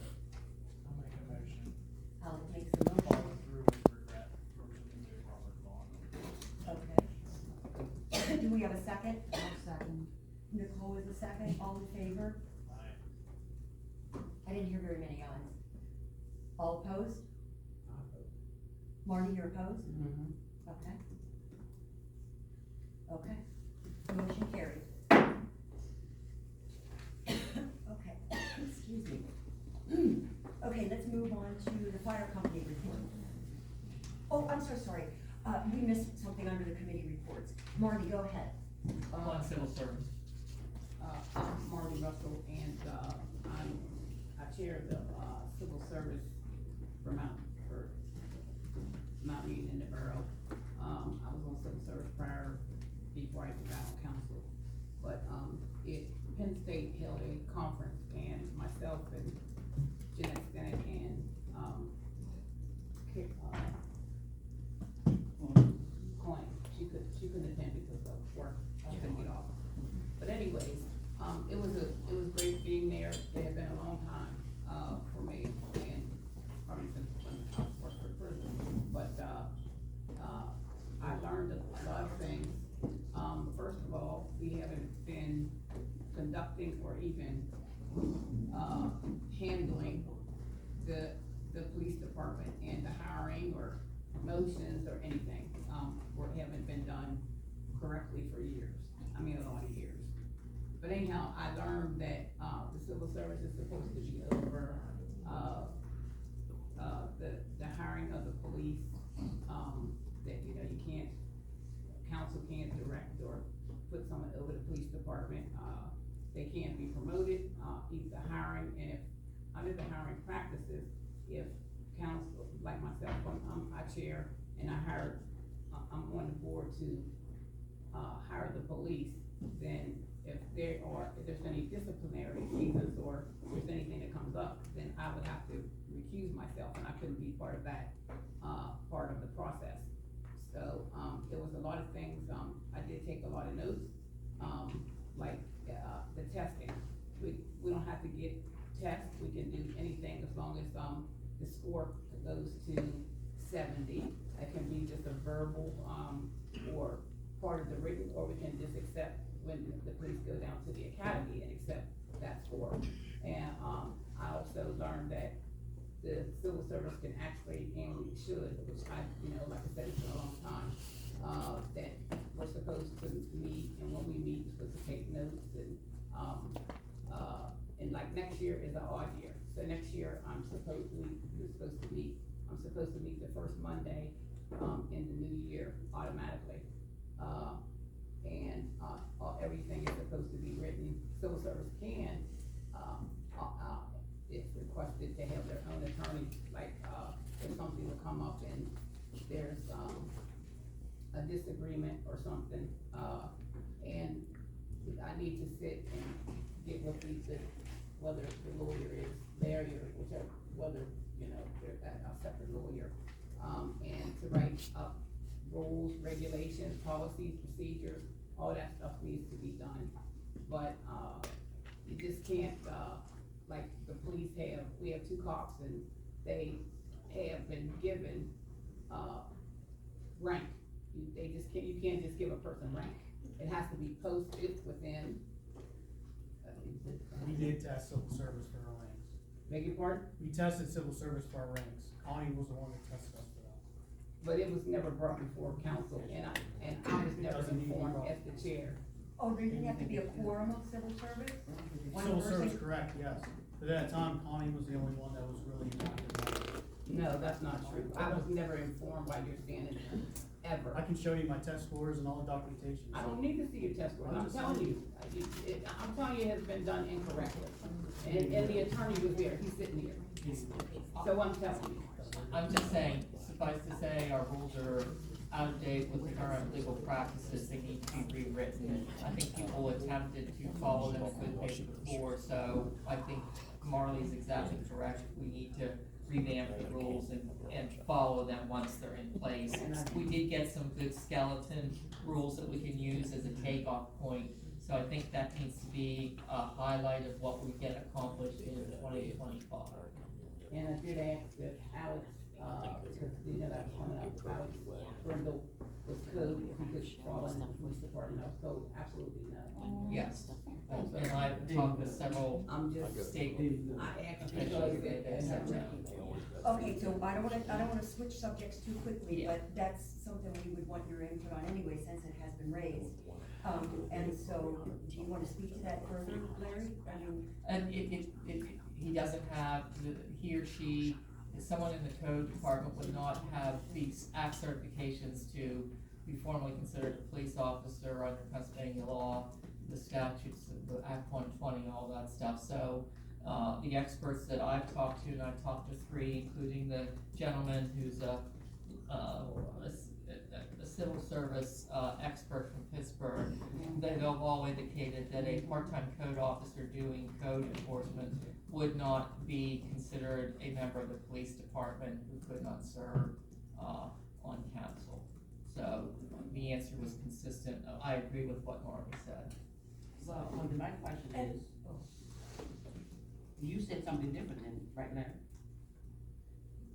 No, I don't recall that I did. I think that's always been what I understood the law to be, but I wanted to do more research on it. I did make my due diligence, and that I was told by people who might trust that my interpretation was correct, that the part-time code officer is not a police officer under law. Jeanette, did you wanna say anything about the training too? No, I enjoyed it, it was a lot, being that I worked in corrections and didn't have to deal with law, you know, and know how to seek and find information. I just wanna say that I appreciate on it, and I will be digging deeper, and if there's any questions that someone needs, I will try to find that information for you.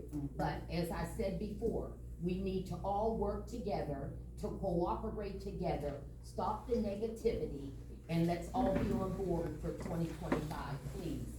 That's my prayer daily. Thank you for your input. You're welcome. Anything else, Marty? No? No, but, Okay. if you would like a copy, I can give it to her. Okay.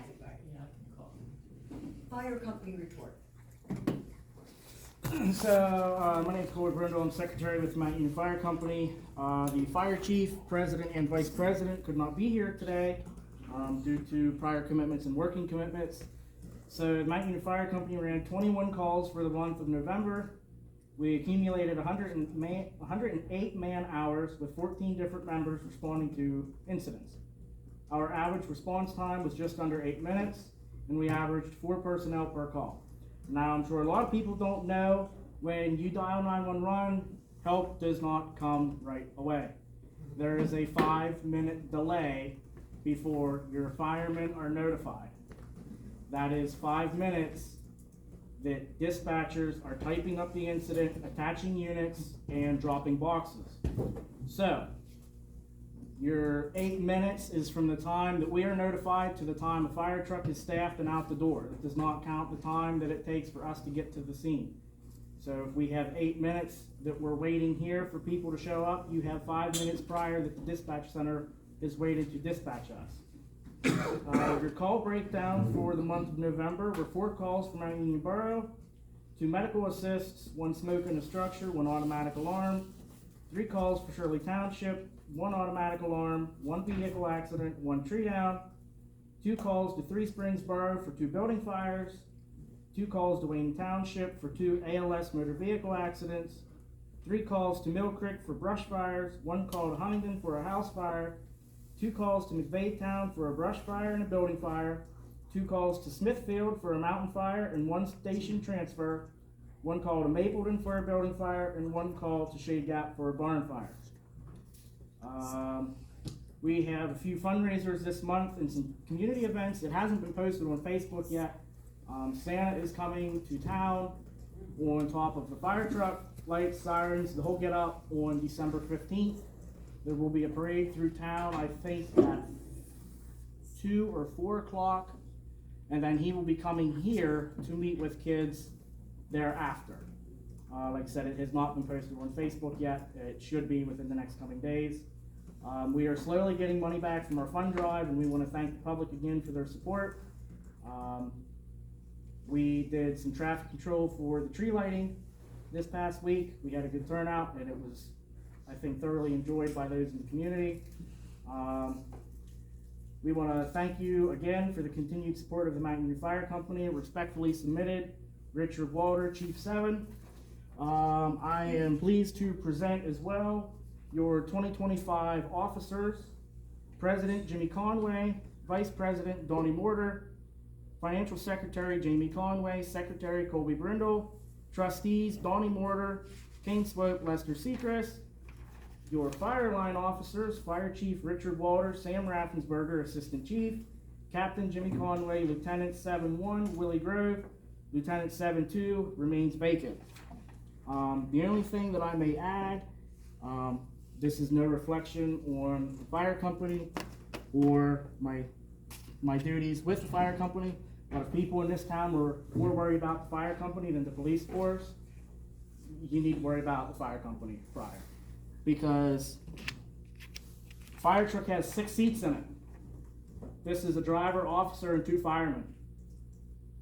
If you go out in that engine room, all the gear that's on the locker, somebody fills it. But if I gave you an active roster right here, right now, there's about 10 firemen in this town. And keep in mind, our bylaws say anything less than 7, you have no fire company. We can disband, and you will not have a fire company. And your next in line is going to be Mapleton, Orby, or Newton. I'm going to tell you now, everybody's struggling. Mount Union Fire Company, we are lucky. We are completely self-sufficient with minor money from the borough, and we are very thankful for the money that the borough does give us. But as everybody is aware, or if not aware, we have a new fire truck coming, potentially in March. We are looking to have it in this station. It cost us $1.2 million to build it. We are locked in for a loan for 15 years. There is a new ambulance sitting over here. It was $325,000.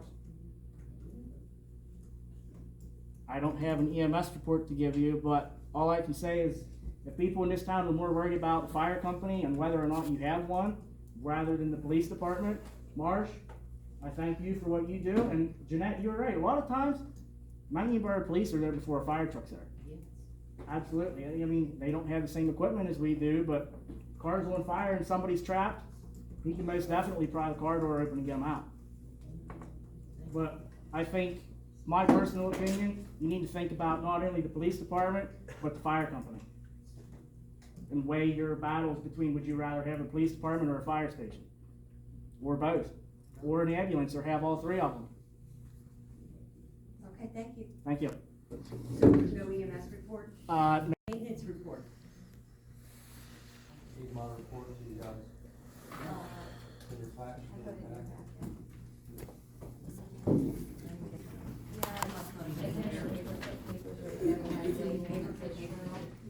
Okay, that explains that. Did you have anything you wanted to add about it, Aaron? No? Anybody have any questions? How's the new job going? Wheels are still turning. They didn't fall off yet. How are the staff doing with the transition? Good. Because I know Rodney's been on vacation a couple of months. Seamless. I didn't figure it'd be an issue. Okay. Any big hiccups with, equipment or anything like that? That we should be kind of forthcoming, thinking about? Think about, another dump truck. Which one is, about The one, the white, your white one, that will probably ought to be replaced here before June. What's that? Your white dump truck, your Ford. Oh, yeah. What year is that? 09. That's a small one. The white one? White one. And in my opinion, I wouldn't go any bigger than what I got up there on them hills. And Salton and, That ought to be, definitely, you ought to think about placing that up here. it's getting, it might last this year. What size is that? 250? 350. 350. F-350, four-wheel drive. And I'd suggest getting a gas motor instead of diesel. Any other questions? You know how the truck committees and stuff work, you guys might wanna think about. Well, I wanted to ask because we're coming into the new year and the red truck's gonna be paid off here. The Dodge, Huh? the red Dodge. Yeah, it's gonna be paid off here, I think, this upcoming year, right? January, yeah.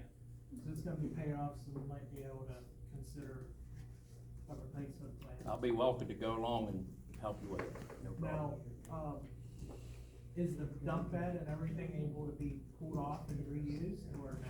You probably have to replace the tailgate. It's getting, the salt's getting to it. Yeah.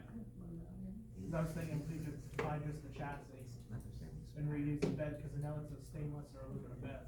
It's aluminum bed. Yeah. But I would go to a reputable body, Body shop.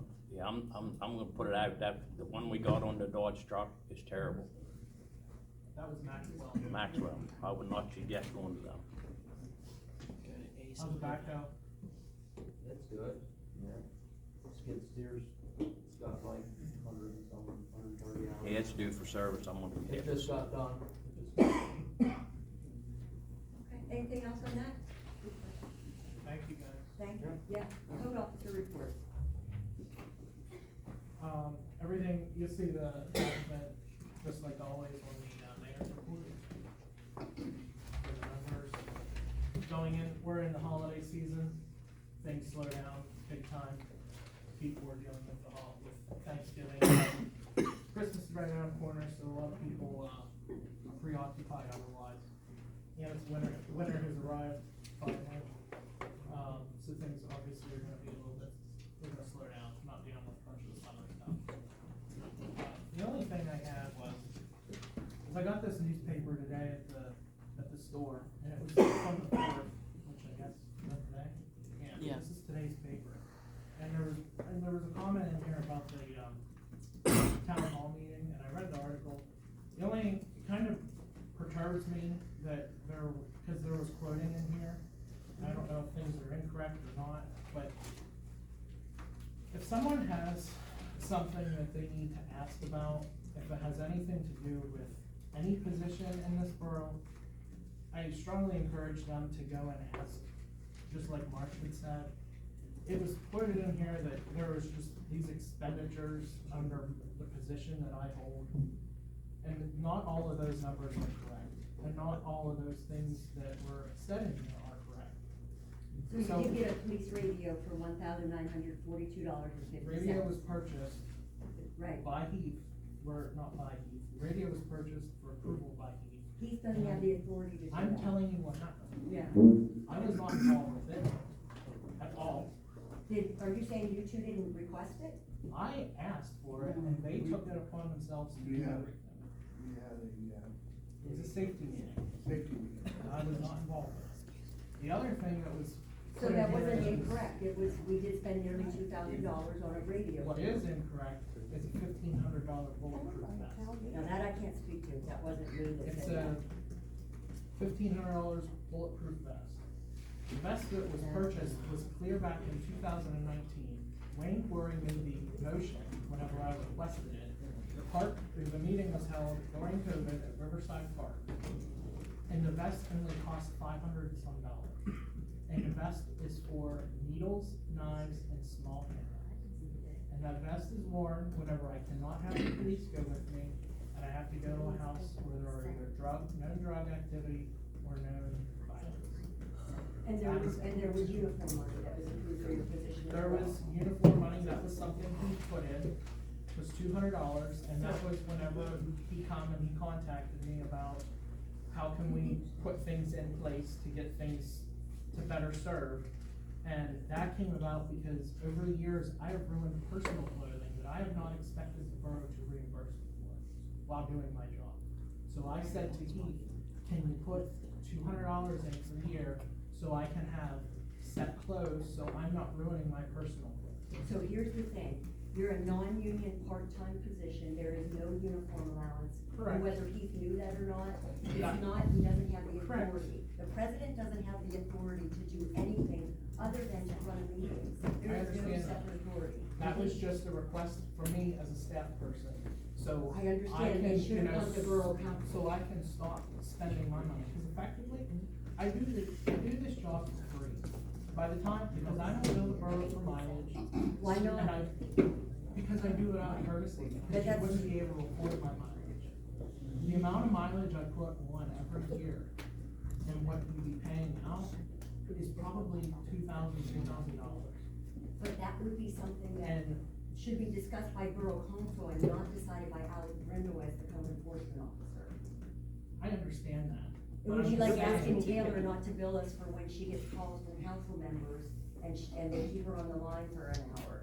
That's not for her to decide, that's for council to decide. I'm telling you that I'm doing what I do out of courtesy, But that's not your choice, that's not your decision to make. to That's a make council. sure that things can be done. And then I end up, now it says there was 40 or 50 people here at this meeting.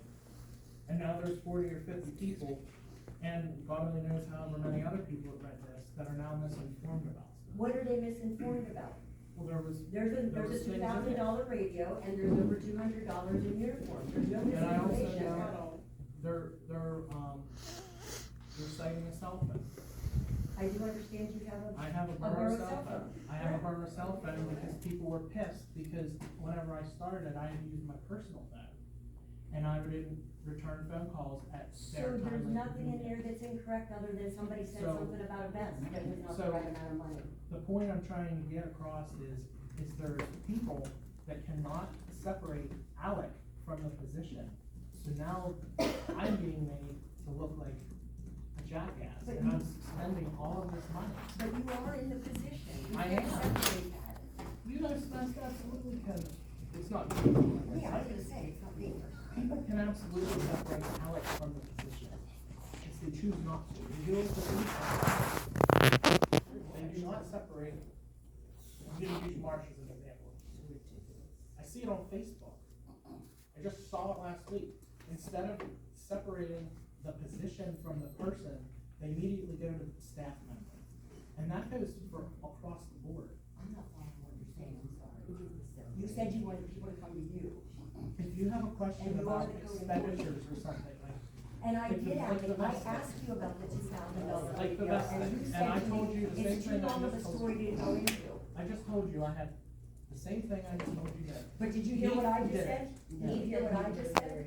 I asked you about it. You did, on the phone. I was standing in my kitchen and I told you. You said it Before was. you say anything, Keith had all the world in that with the safety committee. But it is a fact, and the president doesn't have the authority. I don't argue that.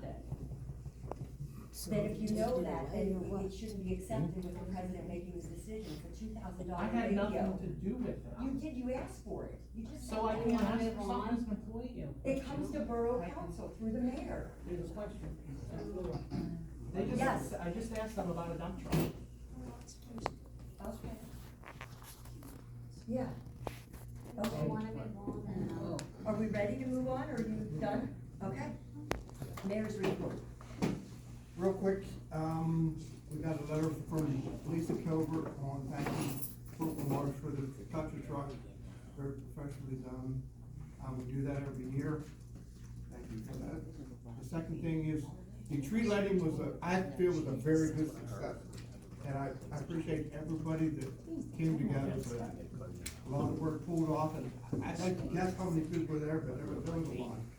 And my union, fire department worked very well with us, along with Marsh, everybody was safe, and community pulled together that night, and it was really awesome. So, I appreciate everybody that helped with that. And we thank you. It was cold, but we there. Thank you. Thank you. Solicitor's report.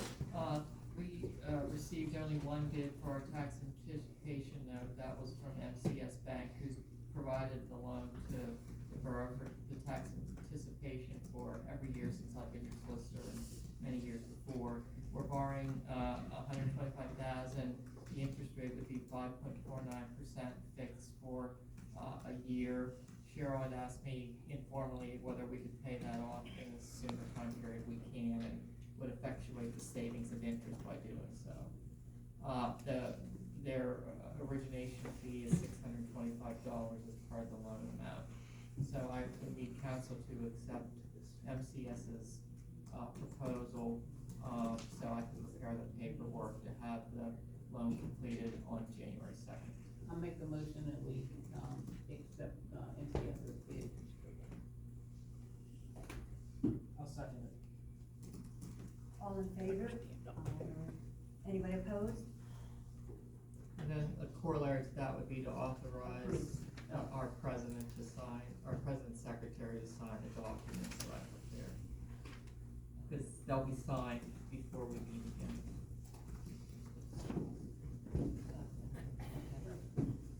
Borough secretary report.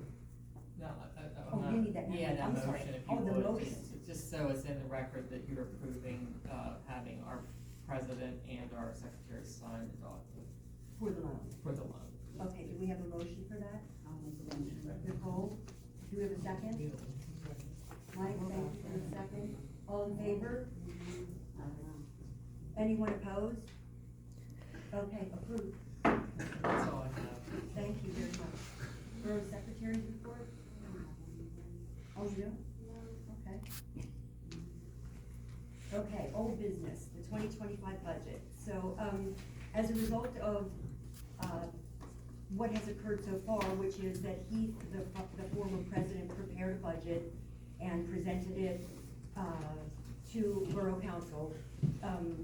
And then at the last meeting, which I think was an extension of the original meeting, because we didn't have sufficient people in attendance, a group of people had gotten together outside of this, and they presented, what they would suggest to be changes to the budget, so that it would be a balanced budget, or at least darn close to a balanced budget, for lack of a better way to put it.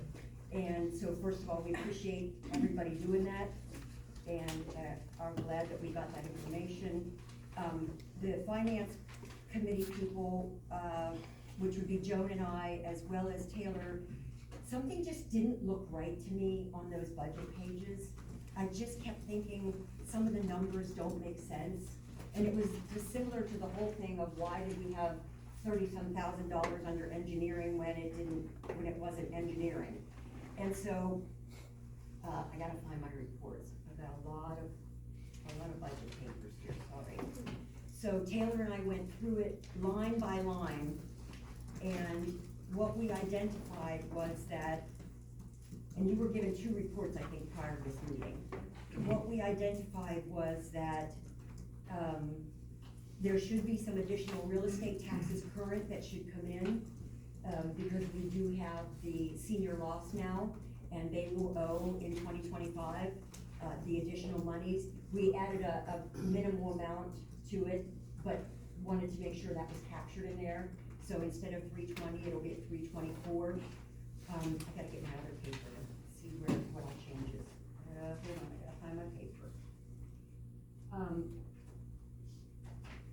A lot of papers here. Here it is.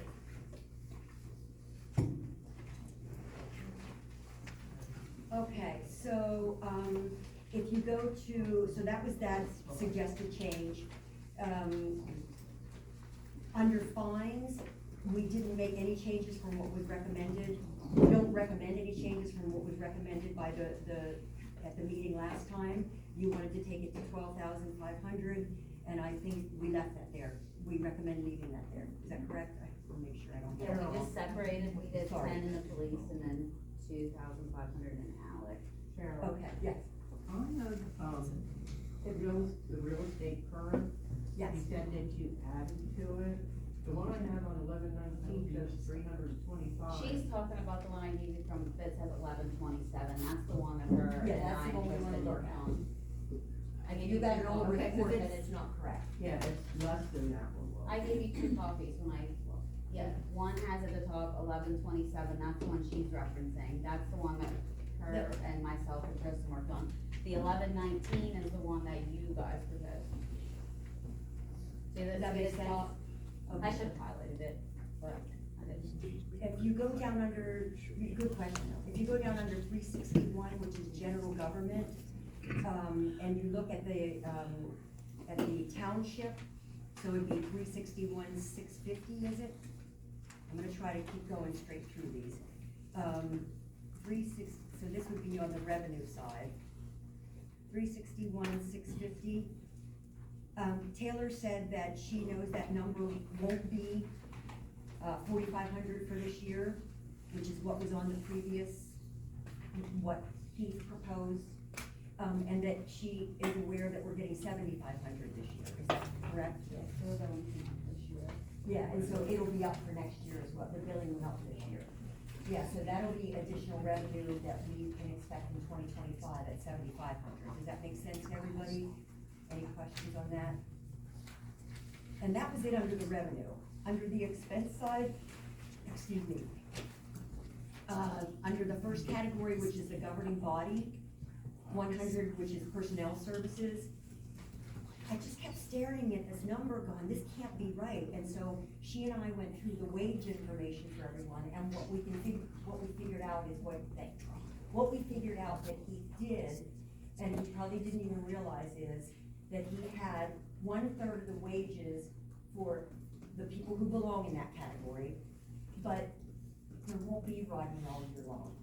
Rodney will just be here through March the 7th, and we did calculate in to include, what he will get in payout.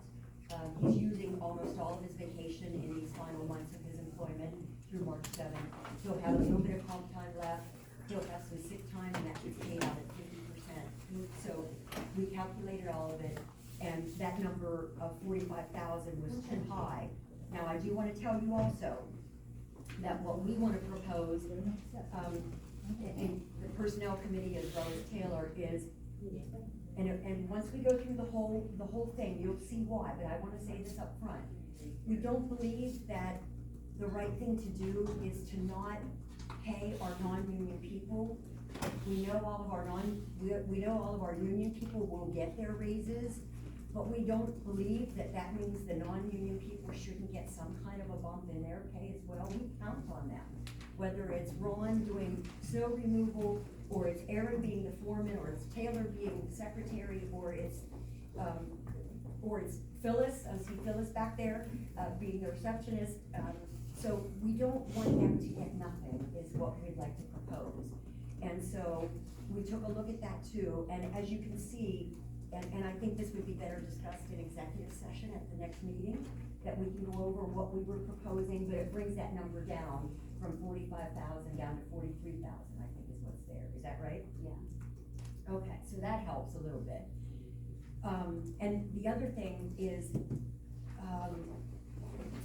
I think also built in there was some continued pay for the previous borough secretary to help with continued training, which of course is not gonna happen now. I understand Cindy's quite ill, and she's not really needed any further, right?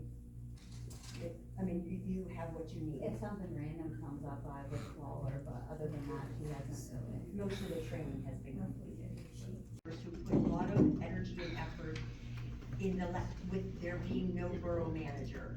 And we wanna make sure that $75 a month goes to them, just like it would continue to go to the mayor as was proposed. And so if you wait till we get to the end, we'll show you how that's covered. Training, we do believe that it shouldn't go to 0, but perhaps could go down to $500 for training and workshops for staff, even though they don't go to a lot. We don't wanna say they can't go to any training if there's something that could be beneficial to our staff. And similarly for elected officials. You know, if there's any one of you who wanna go to the boot camp, or that you wanna go to some of the other online trainings, we don't wanna have to say no. It would just have a small budget. It won't be 1,500, it would be 1,000. I mean, it would be 500 for each. Engineer, and this is where we get a big gain. Because Mackin Engineering is almost completely done, and our comprehensive plan is almost, it's getting to the adoption stage, there will probably only be one more billing from them. And the rest would be whatever is needed for Keller Engineered. We talked about it further, and I do want you to know, this isn't just Taylor and Joan and I, this is also because we heard what the people said at the town hall meeting that was had. And there were concerns expressed there about just saying there will be a freeze on grants. And we know that's where most of the engineering money goes, is to helping us prepare for a grant. So we would like to leave in there, that's category 408, if you didn't find it yet in your expense categories.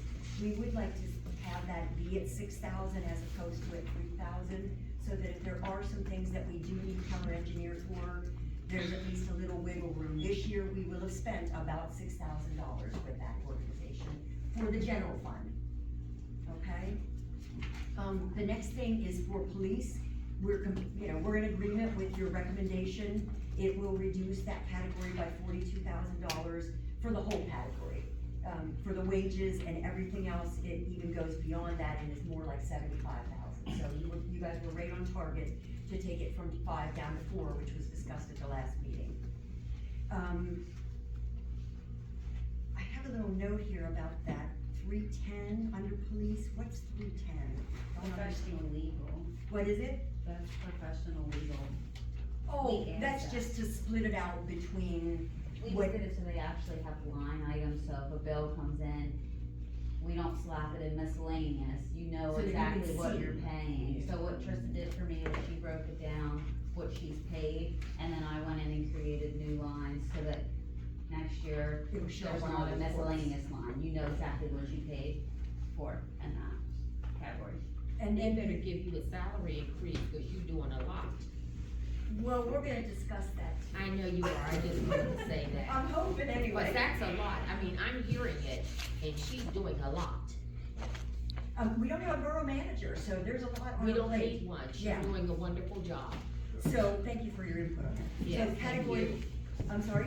I said thank you. Yeah, so category 410, 321, what is that? 410, that's the police still, right? Communication. Oh, communication. Through October, we spent 5,800, or through October, the budget was 5,800 for the year, and we had already spent 7,500. Do I have that right? If you look at your current pages. So we were recommending to put it at 7,500, right? Okay, so that it was more realistic, because those are those communication things they need for, remind me. It's for Link and for, it's like Oh, for yeah, it's like all all of their, the, it's like your computer software and all that. Yeah, it's Yeah. all the agreements you have. for Yeah, so maintenance our and- reporting system where everything gets typed up, Right. it's a yearly lease that has to be paid out. We're also recommending to add, this is not budget related, but we'll add a category 340, so advertising can be split out in case there is advertising for police officers. Under 460, training and workshops. This is just, I'm gonna ask this question again, because I don't think we got an answer. And that is, where do we stand on the $14,000 trying to get it back from the gentleman who failed out of the class? I was waiting and I never got a specific amount that I was to tell that gentleman he owed and to set up the payment plan for several months. I don't I got like almost $6,000 back from the county. Oh, we did? Yeah, it's We like- got a check from, it's in your register, but I think we could talk about other money you wanna get. Well, yeah, and I can't ask for money unless I know the amount. We didn't have any money in like equipment or uniforms or anything, cause none of that was gotten for him. It didn't go that far. I thought he did have uniforms. Didn't I? For the academy, not a police uniform. Well, I don't know what the agreement said that was signed. I think that's the only thing you need, right? You just make Yeah. it easy. Yeah, so if someone could get the agreement to there. We don't have it. Well, because like at the time, we knew we were getting some money back from the academy, but we weren't sure, so we were gonna get a figure that we were gonna say to him, this is the total you owe, and we were gonna give him a several month period to pay him back, because it was a large amount. Right, so. So can one of you agree to, I don't know who of you has it, do you have it, or does the officer in charge have it? The signed agreement with the young man who went from school. I have the agreement, I just don't have the amount. Oh, he doesn't have the amount. And that's. That can come from Tristan, right? Yeah. Can you get Yeah. that? Will you make sure she gets that to Larry? Okay, that's that.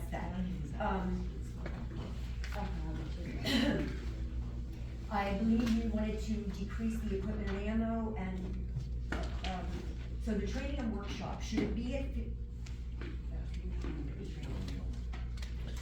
Sorry, I have a lot of information.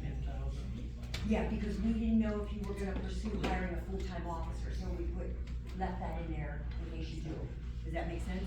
Okay, and then the equipment and ammo went down by $7,000, right? From 9 to 2, so we agreed with that was a good idea. And then 410 total would go down by a total of $87,000, which is a really good, it's what we needed to happen.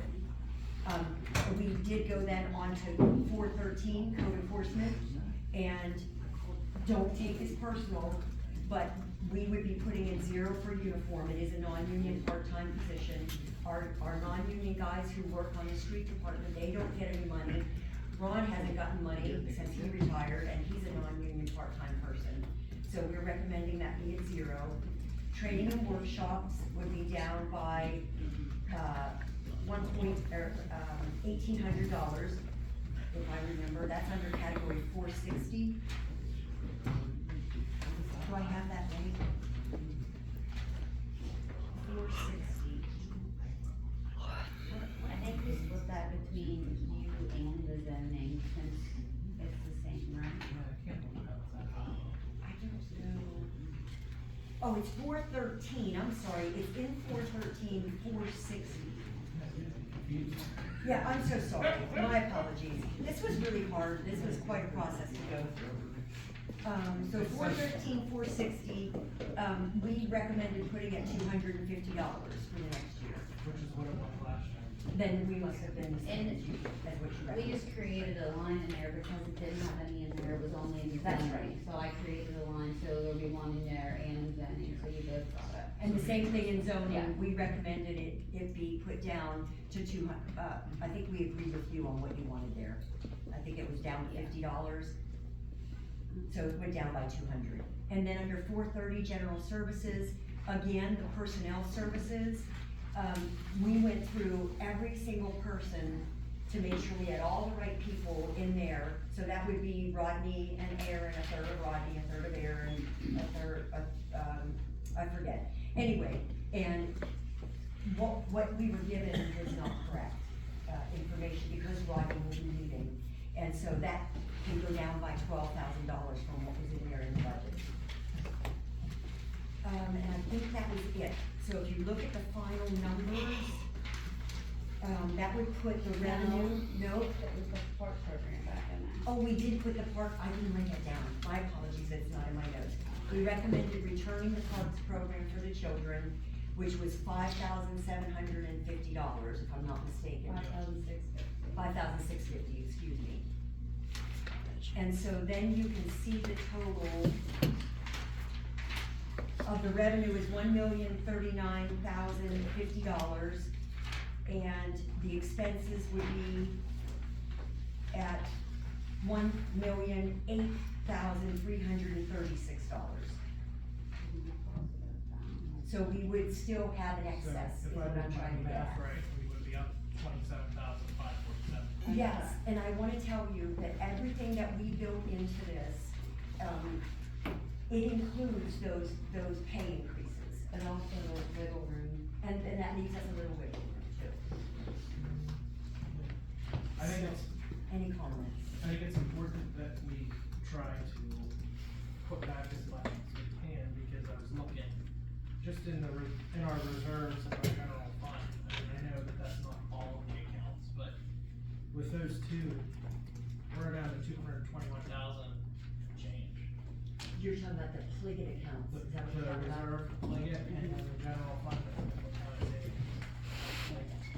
It's, we need to start, we've spent a lot of money over the past decade with things that need to be done, I'm not talking bad about them, but we've spent a lot of money out of our savings and reserves.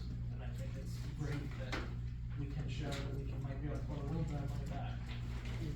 Yeah, And I appreciate everyone's hard work on this, I really do. I do too. Everyone really put a lot of time and energy into it. Yes. Are all the miscellaneous accounts now out of the budget? Or explained? I think we didn't, when we went through this with Tristan, didn't we add extra lines to define what that was? Yeah. So there would be no miscellaneous without an explanation. So like, if you look at Yeah. the 001-380, it says miscellaneous, but it says dash September. You couldn't delete, I'm not, this year, I can't delete the word miscellaneous, but when I set it up for next year, the word miscellaneous can be taken out, I just can't take it out, obviously in the middle of this year. Miscellaneous is just Open-ended. It is, because if you look at the revenue this year, all the money we got back from DCD toward the Mackin bill for the comprehensive plan, it got thrown in a miscellaneous, because it was like, where else do you put it? So we recommended adding one that says professional service consultants, so that we know that's different than legal, it's different than engineering. So trying to get it all, a lot clearer for the Where next year. did you put that in, or did? Oh, we can't do it in Can't do here, it yet. it has to be in January. Yeah. Cause I know there was, like I don't know. said, the 600 and some number that everyone, there was some people panicking about. I talked to Tristan, she's like, we bought water for the office, the guys bought water during the summer for the kids and that, and then we did this, and we did that, and I was like, okay, well, that explains a lot. Right. And right now, it's just misleading. So, well, what I had her start doing was, if something comes in, we don't know what it is, she pays it, and then I make her put in a description, this person bought this for this, so that when I did the budget for next year, you can create a line, so it all makes sense, and everybody knows what's coming out of where. Any, Good accountability. yeah, exactly. Any questions, any comments, any concerns? Reynolds thing for, you know, that. It's in the budget. Oh, yeah, that's in there, yeah. You don't leave it, you know? We weren't recommending a change because it was, I mean,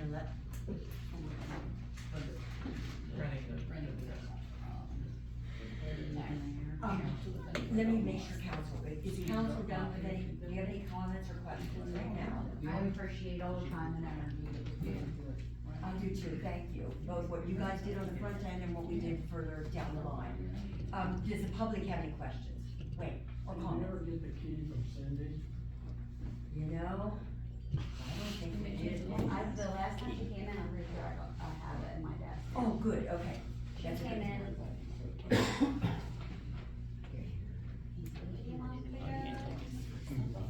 Cause I knew you had pursued it, Yeah. and it took, but we didn't get it. But so you think you got it, so you'll verify that? And you may have said it, forgive me if I was, a lot of, we just went over a lot of numbers. How did we end up, or how did you guys end up accounting for the, tax increase for the apartments? Did Oh, you we- sound one number? Yes. 4,000. We added 4,000, thinking that shouldn't be over or under, I mean, we don't know, it's just an estimate. Yeah, right, cause I didn't know, where it was at here, so that's what I. Yeah, it's right back in the beginning. You can call the assessment office and they probably have the assessed value in already. They and then- did not. They don't. I've called 3 times in the last 6 months. Seriously. They said they have such they told me they have such a long list of assessments, and when our number comes up, that's when it'll be done. And they said it will affect the 2025 amount that we get. Well, they haven't done for January, so it goes out in next year's tax bill. Yeah, so we'll be on next year's tax bill. We just hired a field worker, and she's in Huntington, Mount Union right now, but it will be on next year's tax bill. Okay, thank you. The only other thing I have is, did anyone else notice, and Taylor confirmed this too, we did get a small increase for liquid fuel. Yeah, and that's kind of in a separate line item. It is, Yeah, it's a thing, but we had an increase of $550 and change.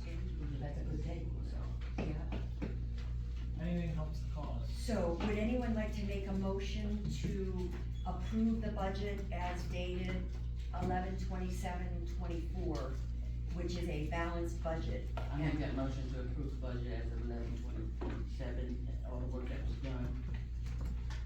Joe makes a motion, do I have a second? I'll second.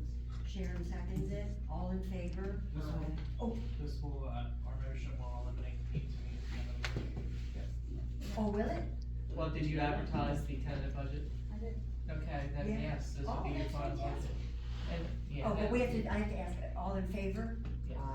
Anybody opposed? The Okay. corollary, I need a motion just that you're keeping the real estate tax millage at the same rate. Yes, it is. It has to, I'll prepare the written one to send down for my chair to sign. Yeah, there's no change. Just, I might be getting stupid here. This says, this is dated 11/27. That's the last time I added it. That's the last time we had it. That's the last edit. What date was advertised? When it was after that Was it meeting, we had on the- November Was 13th. it the 19th? Yeah. That's the one.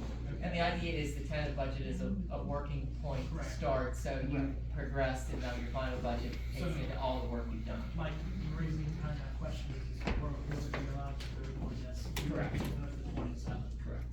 Okay. Because that's the reason you do the tentative, to work through the That's final. what I figured, yeah. Okay, fantastic. So now we're under new business, right?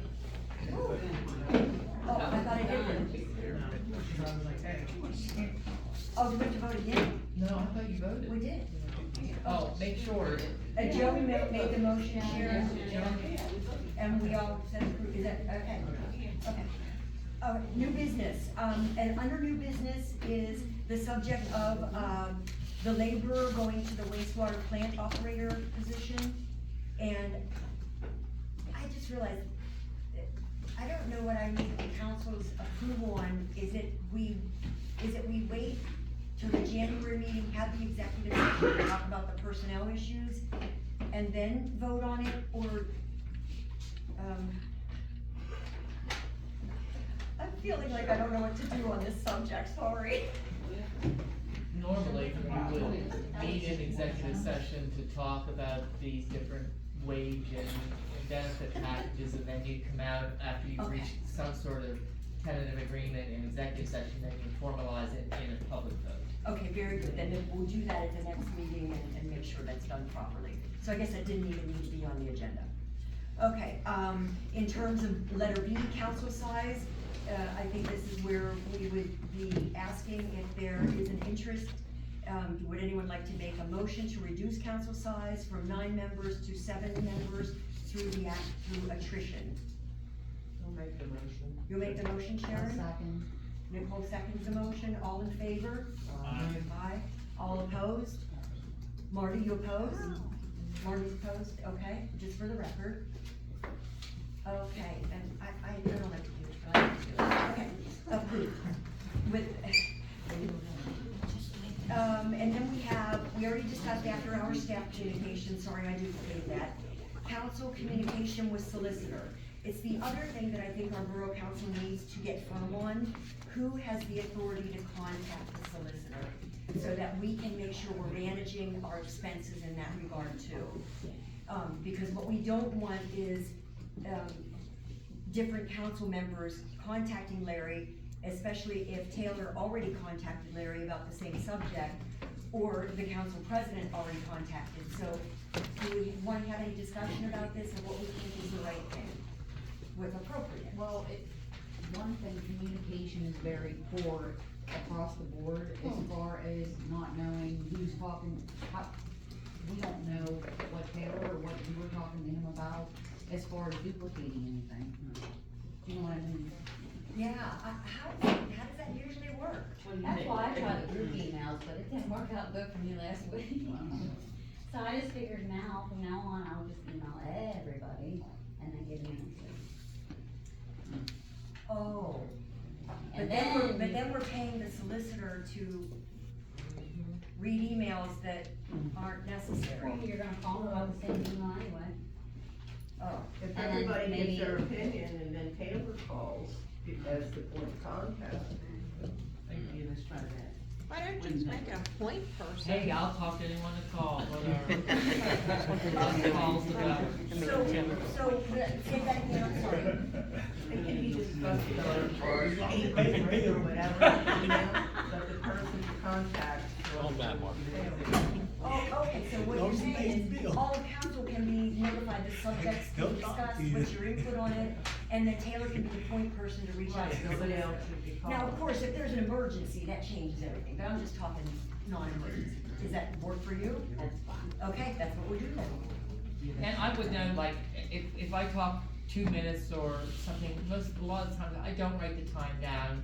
But if I have to read a long email and then give thought to it, that's how I make my And living, respond. so. Yeah. But I don't, every single time I get a question, is not checked, even though Taylor insists that I do.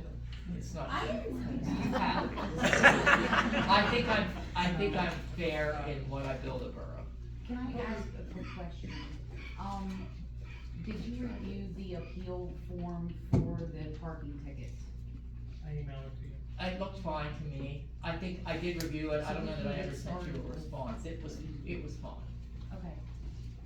It had all the That would be a data. great example, so that could go through Taylor. and go Well, it's forward. done now. Well, it's done now, but I'm just saying in the future, yeah. But you got them, okay. You got what you Yeah, need? the mayor had sent it. Fabulous. Okay. Appointment of third ward council member, that's next on the agenda. We received 2 letters of interest. This is for the third ward. The first one is dated today. I am interested in the open seat for council. I'm interested in making a positive change. Ron, is this your signature? Yeah. Okay, cause I wasn't sure, but I thought it was.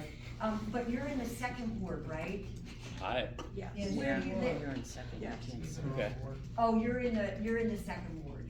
Okay. This is the third. Yeah, I was told I was in the third, that's why. Oh, I'm sorry. You're in the second. That's fine.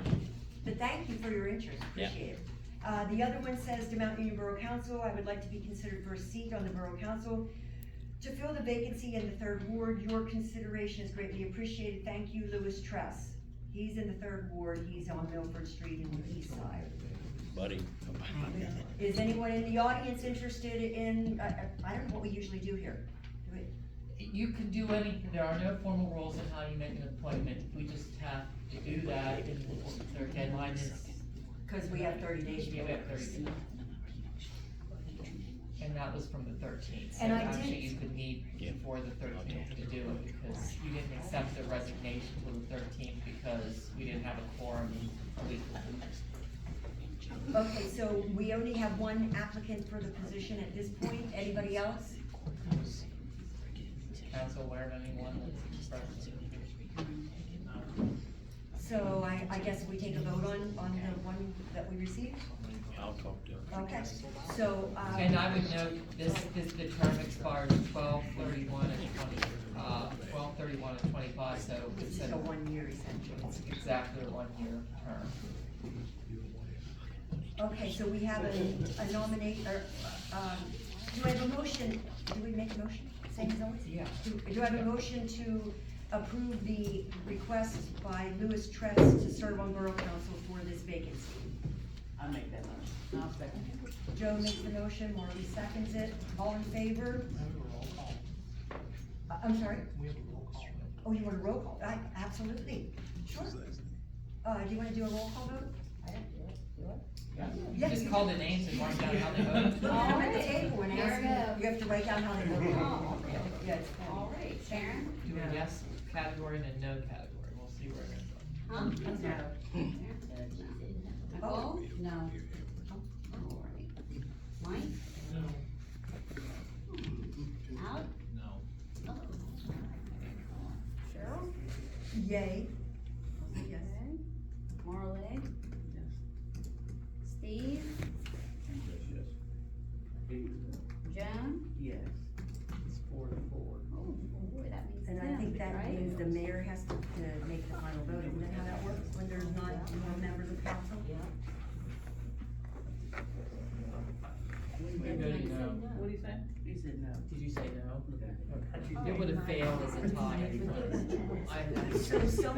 So what do we do now? We don't have anyone? You guys need to, if you can come up with someone by the 13th to have a special meeting just to elect them. Oh my goodness.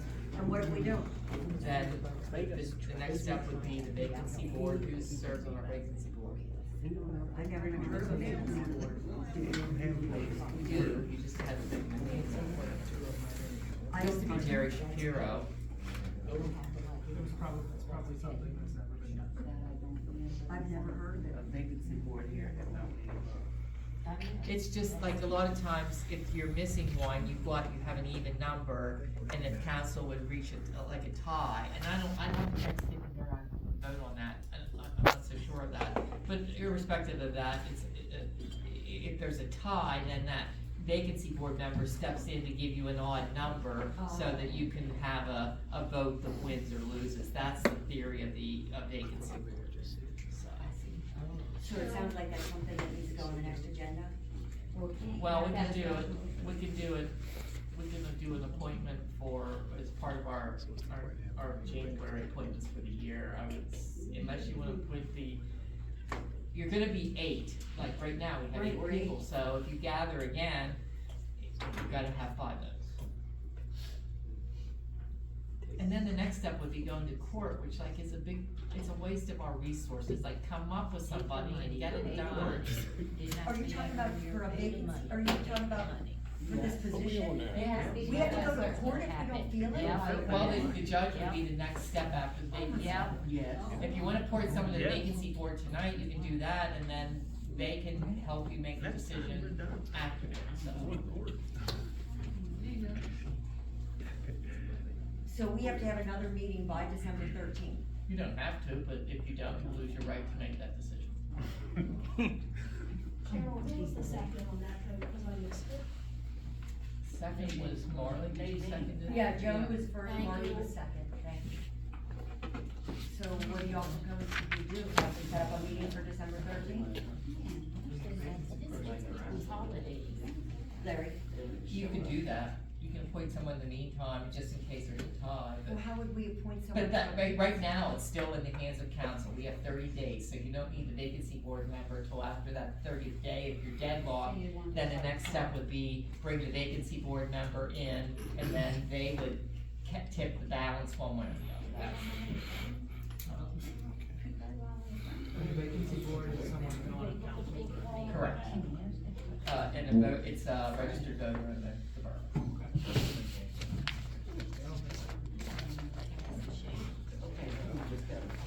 So we just moving on the subject. Okay, so next category, letter F is appointment of president. Do we have any nominations for the appointment of president for next week? This is for next year, right? See what I'm saying? Effective January. Well, the next meeting. Oh, it's effective next meeting. Okay. Who knows? The 13th.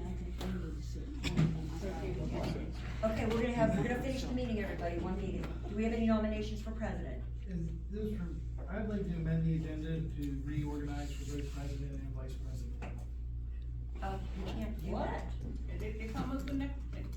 The vice president is the vice president. That's me. That's not up for election. Right, Larry?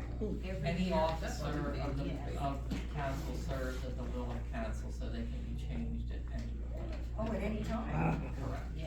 We try not to do that because we like consistency and smooth operations in our borough government. But, like, it's not on the agenda, so whether council chooses to add it is up to council. Yeah, right. First of all, we're gonna have the appointment of the president. That's what's on the agenda. Are there any nominations for president?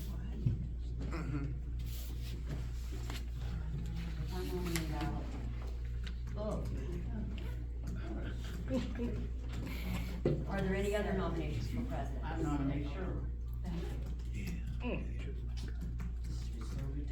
Are there any other nominations for president? Okay. We'll call for oh, I'm sorry, I need a second on Alex's nomination, sorry. I'll second. Sharon? Okay. Nicole, Sharon.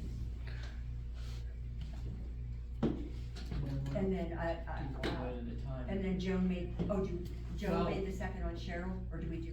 Well, you can do the second, but we have to vote on them one at a time. That That's what we're motion was made first, so we vote on that first. Okay, so vote on the first one first. Yeah. Okay, very good. So let's do a roll call vote. for the appointment of president? Oh, that's me. Yeah, that's you again. Okay. This would be for Alec, first This is vote's for for Alec. Alec, Okay. yes or no? Sharon, Yes. Nicole, Yes. Mike, Yes. does Alec vote? He may vote. Alec? He doesn't gain, have personal financial gain as a result of the vote, so therefore under law, he is entitled to vote for himself. All right. Cheryl? No. Marley? No. Steve? No. Jen? No. So we're at a deadlock. So we're at a deadlock. And I don't think the mayor can cast the vote for who runs your business, so I think it fails for a lack of a majority. Now, we need a second on Joan's motion for Cheryl to serve. So I can go home before New Year's. I'm getting We have a second on the nomination for Cheryl, that's no, I'm not her. I mean, a second. We need a second for Cheryl, but is there one among council? Okay, that's that. That dies for a lack of a second. Congratulations. So therefore, we will continue with our vice president running meetings until you elect a new president. And if you want the vice president on the agenda, we can add that too. Sure. In January would be a good time to reconsider those positions, so. Okay, are we done with that? Okay, staff Christmas party. I didn't put this on. I did. Oh. We just have to have your approval that we're allowed to have them like we do every year. Yeah. Would someone like to make a motion that we approve the staff Christmas party? And do we have a financial amount, it's a max to spend? I don't know how we do They this. just scrap, whatever they scrap, so we used to. Does that mean scrap? I have some scrap junk. They sell junk. They sell junk. They pick up. Raise money.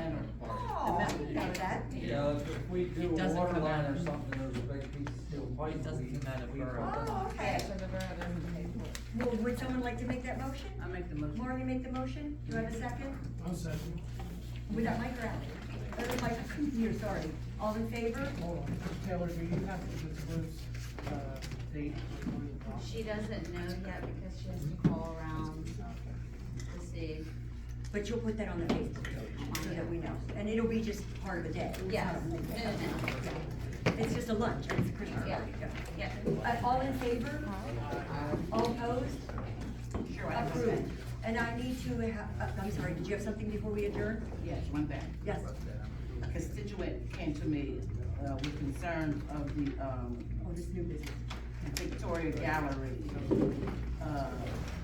The glass bin is run around, and, they have concerns. So I guess that would be a code enforcement issue. Yeah, I've noticed a lot. And, gutters are falling down, so it needs to be checked.